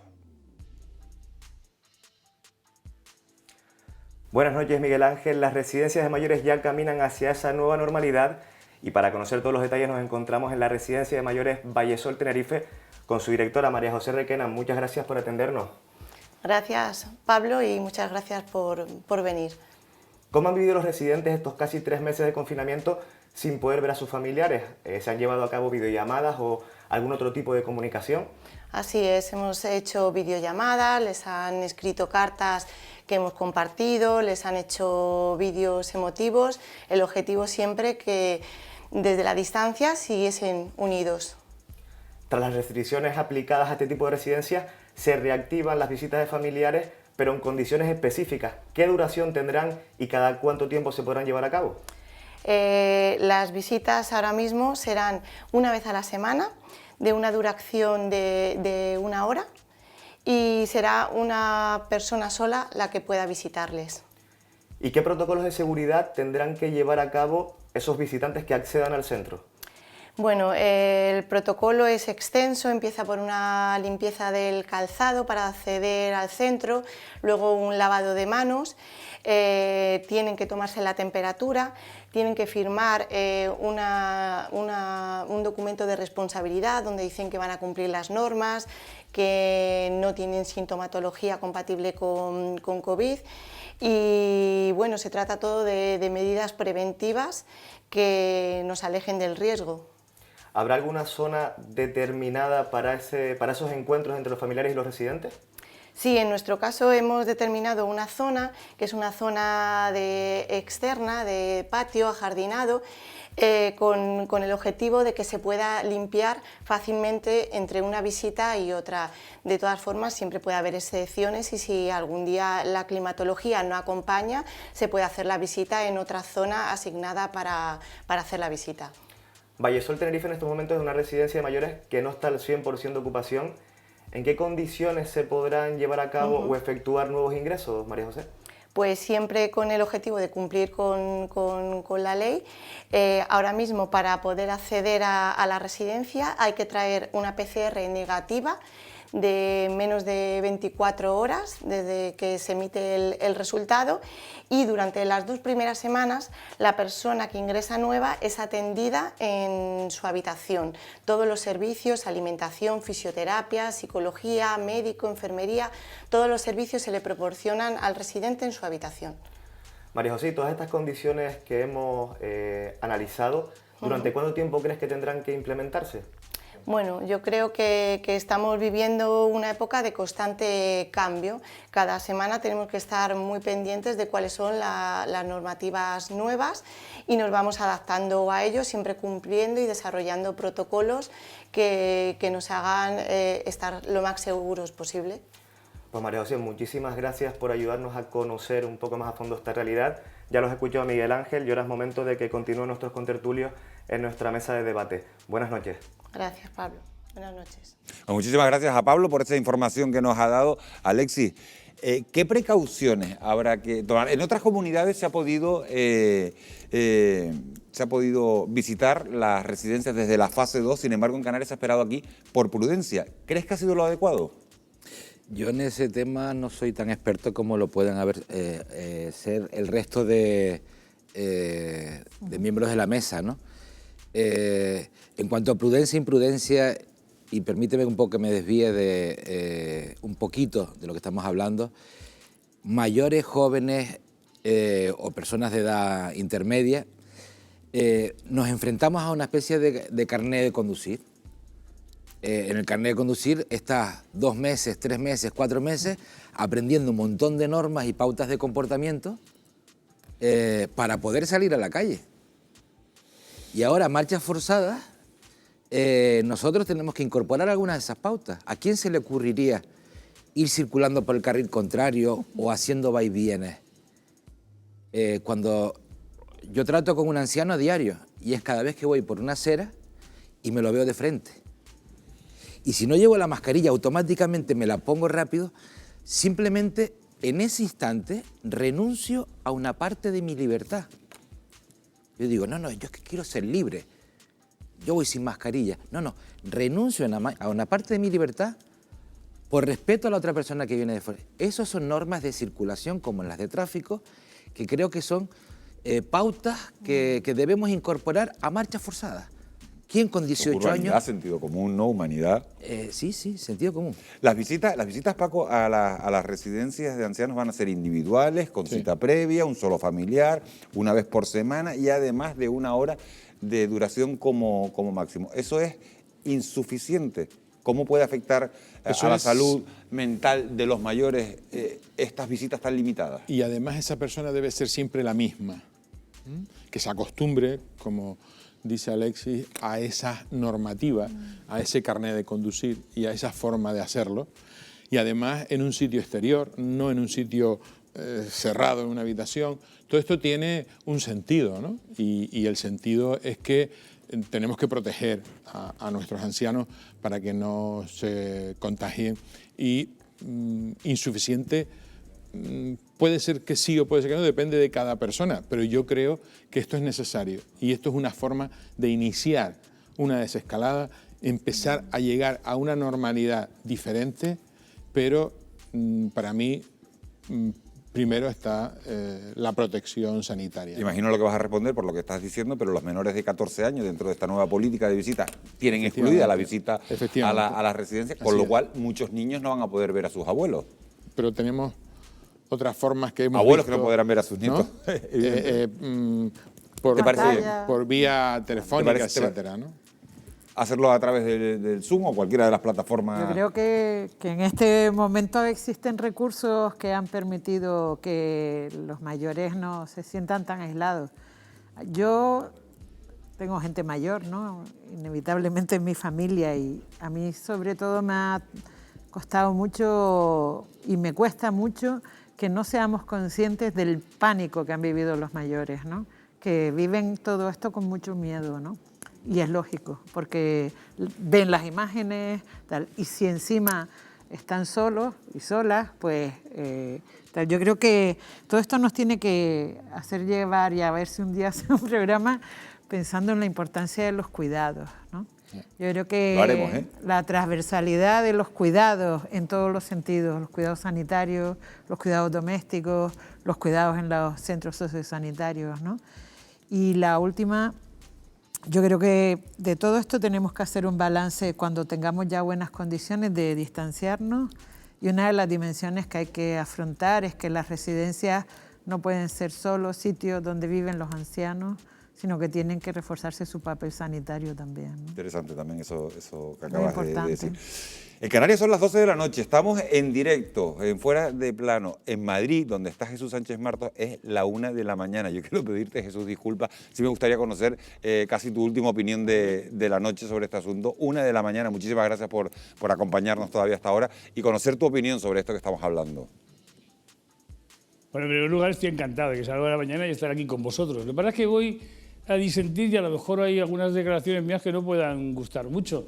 A ver, para mí los mayores son prioritarios, lo han sido siempre. Desde el principio siempre dije que es el grupo de riesgo más importante. Pero claro, habéis hablado y hemos hablado de la salud mental. ¿Y la salud mental de nuestros mayores? Vamos a ver, yo creo que hay que recordar a todo el mundo que están ingresados, no están encarcelados. Y esa regla ahora de los 3 unos, un solo día a la semana, una sola hora, una sola persona, me imagino que quien ha sacado esas reglas tendrá evidencia científica de que en vez de que vaya una persona puedan ir 2 y puedan contagiar más. Conocemos perfectamente hoy cuáles son esas vías de contagio, sabemos cómo puedes evitarlo. Hay muchas residencias en las que hay jardines, ¿por qué no se puede estar en el exterior? ¿Por qué no puede ir a ver a su abuelo un nieto con 8 años o con 10 años, que además le puede venir bien para aprender a mantener la distancia, de utilizar su mascarilla y ser más responsable? No lo puedo entender. De verdad que yo, dentro de la salud pública, de la educación para la salud, creo que hay que tomar decisiones con rigor, para saber explicárselo a la población, con pedagogía sanitaria, si no al final perdemos la credibilidad. Te empezabais hablando, y yo termino con esto, Miguel Ángel, que al final queremos tener una ciudad inteligente. ¿Pero qué es una ciudad inteligente? Lo habéis dicho en vuestro documental, en vuestro magnífico reportaje, es una ciudad humanizada.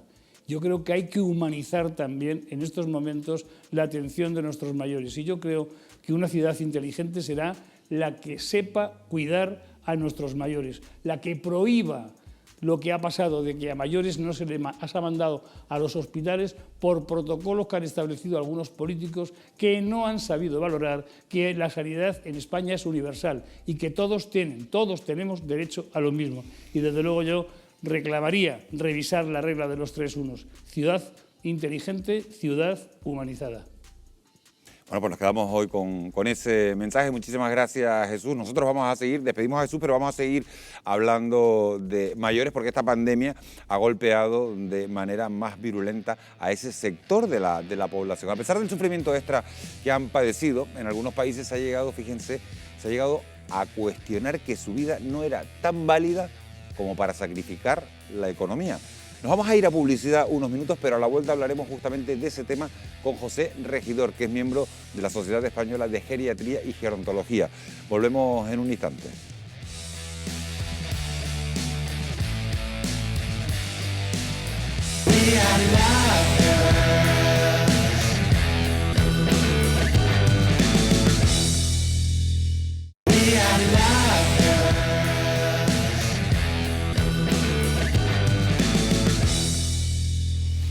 Doce y 6 minutos de la noche, seguimos en directo en Televisión Canaria. Hablamos de la situación de los mayores a raíz de toda esta pandemia. El edadismo es la discriminación a las personas por razón de su edad, un fenómeno despreciable que presenta a nuestros mayores como personas improductivas y desprovistas de valor para la sociedad y que se ha hecho especialmente patente durante esta pandemia, como decimos, del coronavirus. Para hablar sobre este asunto, Patricia Reyes está con el biólogo y ex rector de la Universidad de Las Palmas de Gran Canaria, José Regidor, que además, como decíamos antes, es miembro de la Sociedad Española de Geriatría y Gerontología. Buenas noches, Patricia.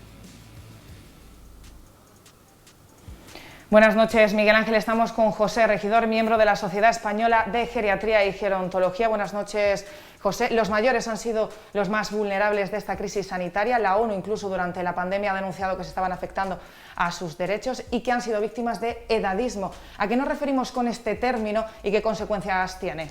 Bueno, la Organización Mundial de la Salud ha definido el edadismo como la discriminación de las personas en razón de su edad. Y en este sentido ha considerado que el edadismo es en estos momentos la discriminación más potente que hay en Europa. ¿Cuáles son las consecuencias? Son múltiples, pero en el caso de que estamos hablando de la pandemia se ha puesto de manifiesto cómo han sido los mayores los más afectados, tanto en la situación sanitaria como en la situación social.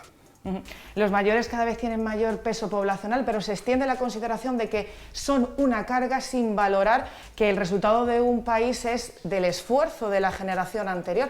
Sí. ¿Por qué sucede esto?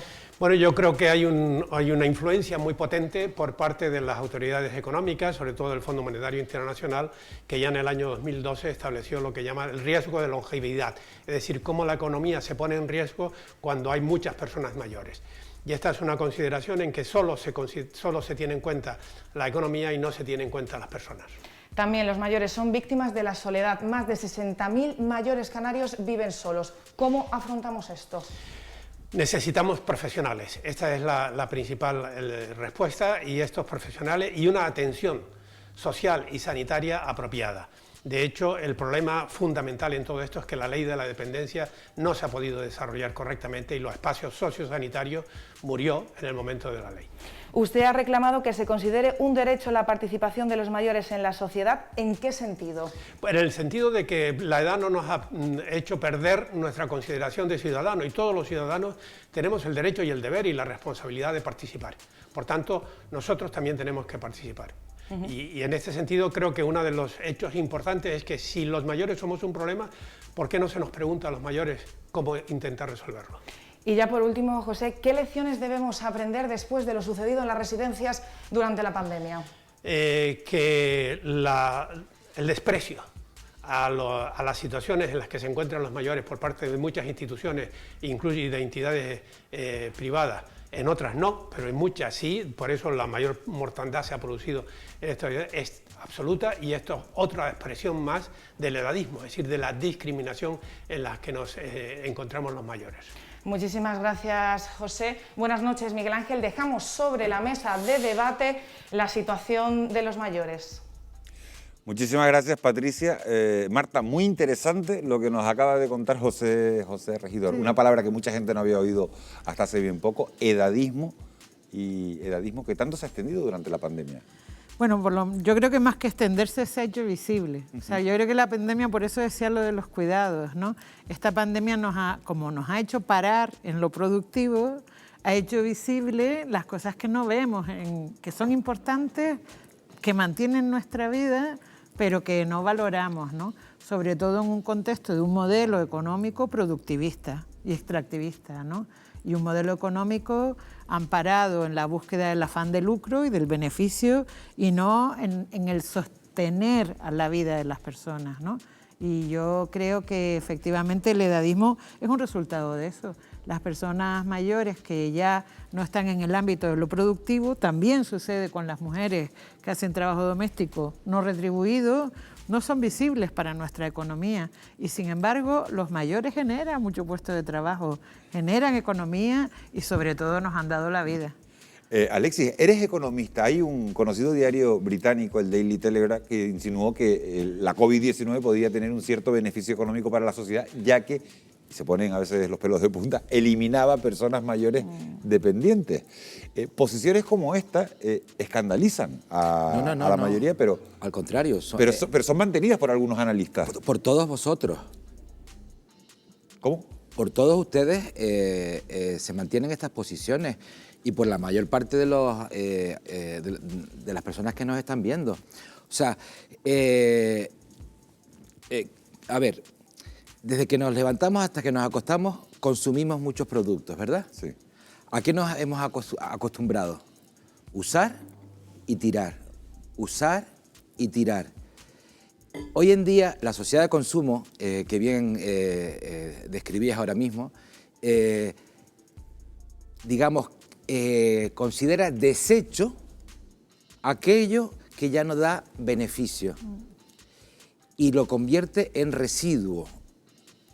Que una persona, que un colectivo, que una generación sea en conjunto considerada residuo es sintomático, pero es propio de la sociedad en la que estamos. O sea, ojo, lo prioritario en la gestión de residuos, que entiendo que dentro de un rato también hablaremos de ese tema, es primero intentar que no haya jamás un residuo. Segundo, reutilizarlo. Aprovechar la sabiduría, el conocimiento de las personas mayores. Darles una segunda oportunidad con una nueva actividad cualitativamente importante, a lo mejor no cuantitativamente que aporte al PIB, al Producto Interior Bruto. Pero reciclarlas incluso. ¿Cuántas personas mayores no se han reciclado con las nuevas tecnologías ahora? Sí, pero Alexis, habrá que reciclar. El coronavirus ha puesto de relieve la discriminación por la edad. Lo hemos visto en algunos hospitales de España. Es verdad, lo que estás diciendo seguramente que las cosas no productivas. Pero ¿cuál es el origen de la discriminación?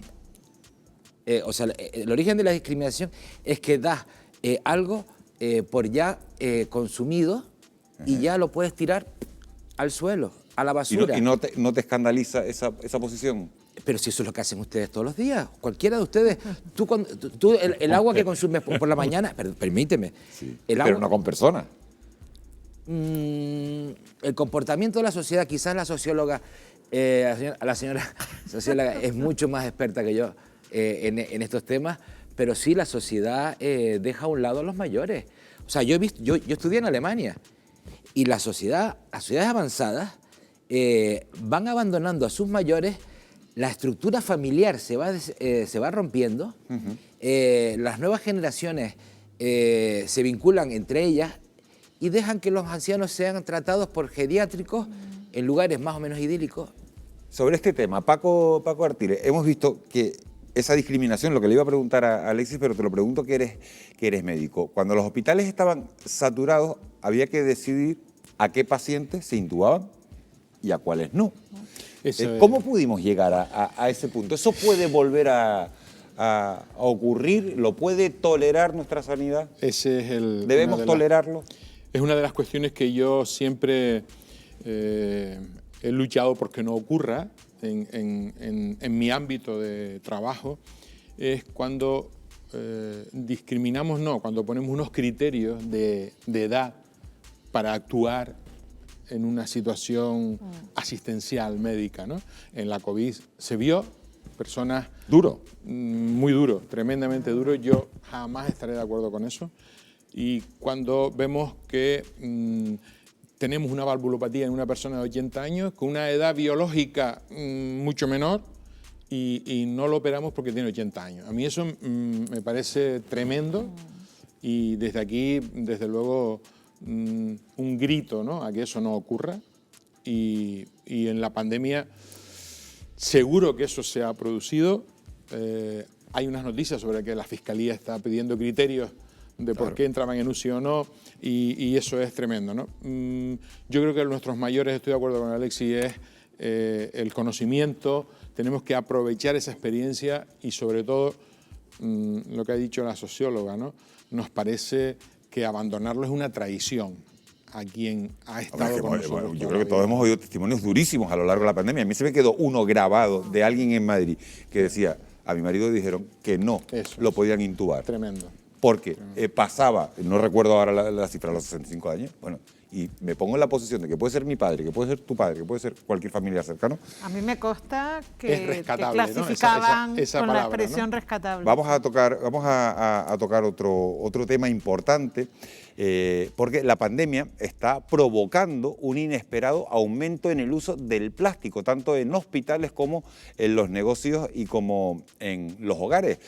Y hay algo que todos nos estamos diciendo. Habíamos iniciado, Wendy, una guerra, una lucha contra el plástico y ahora hemos visto guantes, mascarillas. ¿Puede que estemos dando un paso atrás en toda esta lucha? Pues podría ser, tú lo has dicho, curiosamente, justo antes de que nos sorprendiera repentinamente esta pandemia, se luchaba constantemente contra los plásticos y ahora no nos queda de otra para luchar contra la pandemia, ver guantes y mascarillas en cada esquina. Probablemente el aumento del uso de plásticos será una de las secuelas medioambientales más palpables que nos deje la pandemia. Ya antes de que llegara la COVID a nuestras vidas y según datos del Gobierno central, en España se generan más de 3,5 millones de toneladas de residuos plásticos al año. Una cifra descomunal que podría llenar, escuchen bien, un estadio como el Santiago Bernabéu, aquí lo están viendo, un ejemplo, 45 veces. Ahora vean estas imágenes. Son cada vez más comunes mascarillas y guantes tirados en las calles o ensuciando los fondos marinos. Para evitar contagios y daños al medio ambiente, la ONG Fondo Mundial para la Naturaleza ha puesto en marcha esta campaña bajo el nombre de Recoge el Guante, que apela a la responsabilidad ciudadana para que depositen los restos en el contenedor adecuado, que no es otro que el de la basura que no se recicla, y no el marrón, que es para orgánicos, ni el amarillo destinado al plástico. Campañas como esta son necesarias porque con la llegada de la pandemia se han multiplicado la producción y el consumo de plástico, sobre todo el de usar y tirar. Hemos querido comprobar cómo su uso es cada vez más común. Por ejemplo, en cafeterías, bares y restaurantes han aumentado el uso de este material. En restauración, aceite, vinagre y salsas en unidosis de plástico, e incluso ya hay bares y restaurantes que ofrecen cubiertos de plástico y vasos de plástico también. En los supermercados también hemos podido comprobar cómo la plastificación de determinados alimentos, como por ejemplo el pan, va en aumento. El consumo del plástico se ha incrementado de manera exponencial en grandes hipermercados como este, donde productos básicos como el pan ahora viene plastificado de esta manera en bolsitas para ofrecer todas las garantías al consumidor. Ya lo han visto, el uso de equipamiento de protección individual también ha supuesto un incremento del plástico en algunos negocios. Y aquí en las peluquerías el plástico también ha llegado para quedarse. Las capas permanentes han sido sustituidas por otras de usar y tirar. En las consultas de fisioterapia y centros de quiromasaje el contacto con los pacientes es directo. Aquí el plástico se ha incrementado con el uso de pantallas protectoras, guantes y también en la plastificación de sábanas y sistemas de protección. Y aunque la mayoría de estos elementos no se reciclan, hay otros que ahora usamos más que nunca y pueden tener más vidas. Sin duda, los botes de gel hidroalcohólico son parte importante en el aumento del consumo de plástico. Su venta ha aumentado de forma exponencial. Es importante recordar que en su caso sí pueden ser depositados en el contenedor amarillo. Bueno, pues después de ver estos ejemplos, esta noche nos planteamos si con la pandemia hemos dado un paso atrás en la lucha por el medio ambiente, a pesar de que el Gobierno haya aprobado esta misma semana un anteproyecto de ley para limitar el consumo del plástico. Todos somos conscientes de que esta situación, Miguel Ángel, nos ha sorprendido, como decíamos, repentinamente. No hubo otra alternativa para afrontar esta lucha. No me atrevo a responderte, se lo voy a trasladar, gracias Wendy, se lo voy a trasladar a Alexis. ¿Hubo otra alternativa? ¿Hemos dado un paso atrás, Alexis? Mira, el plástico y los fabricantes de plásticos crecen, aprovechan una oportunidad con más velocidad e intensidad exponencial que el virus COVID. ¿Me explico? Sí, te he explicado perfectamente. Después, si quieres, continuamos y profundizamos. No, nos quedan 5 minutos de programa, o sea que vamos a ir atendiendo. La mayoría de los supermercados está obligando, Alexis, a los consumidores a utilizar guantes de plástico para hacer la compra cuando se entra a esa superficie. ¿Tiene sentido si además porque está el gel hidroalcohólico y al lado los guantes, y te obligan a ponerte los guantes a los médicos? ¿Tiene sentido, Amos? Tiene sentido, desde luego, lavarse las manos si se van a manosear alimentos. Pero tiene sentido tener las dos cosas, el gel y los guantes. No, yo con el lavado de guantes, con el lavado de manos con el gel hidroalcohólico es más que suficiente. ¿Paco? Estamos hablando de diferentes cuestiones. Probablemente para el público es suficiente, pero no olvidemos que en prevención y en el trabajo están considerados EPIs dentro del entorno laboral, por lo tanto hay que usarlos. Otra cosa es que empecemos a fabricar mascarillas con un filtro recambiable y que sea la misma mascarilla y que quitemos el filtro, o que las pantallas faciales sean de un solo polímero y no de 3 diferentes, con lo cual el reciclaje será mejor. Pero desde luego la normativa laboral hay que cumplirla y tenemos que ser en todo el ámbito laboral seguros, sobre todo en el destino turístico, ¿no? Por lo tanto, esto es imposible dejarlo atrás por normativa. Lo que está claro es que hay que apelar a la responsabilidad individual de cada persona para que no se tire por ahí, ¿no? Nos quedan 3 minutos de programa, estoy mirando a Alexis porque es verdad que es especialista en reciclaje. Las mascarillas deberían ser reciclables. Vamos a ver, todo debería ser evitable. Todo debería ser reutilizable, como las personas, hablábamos antes.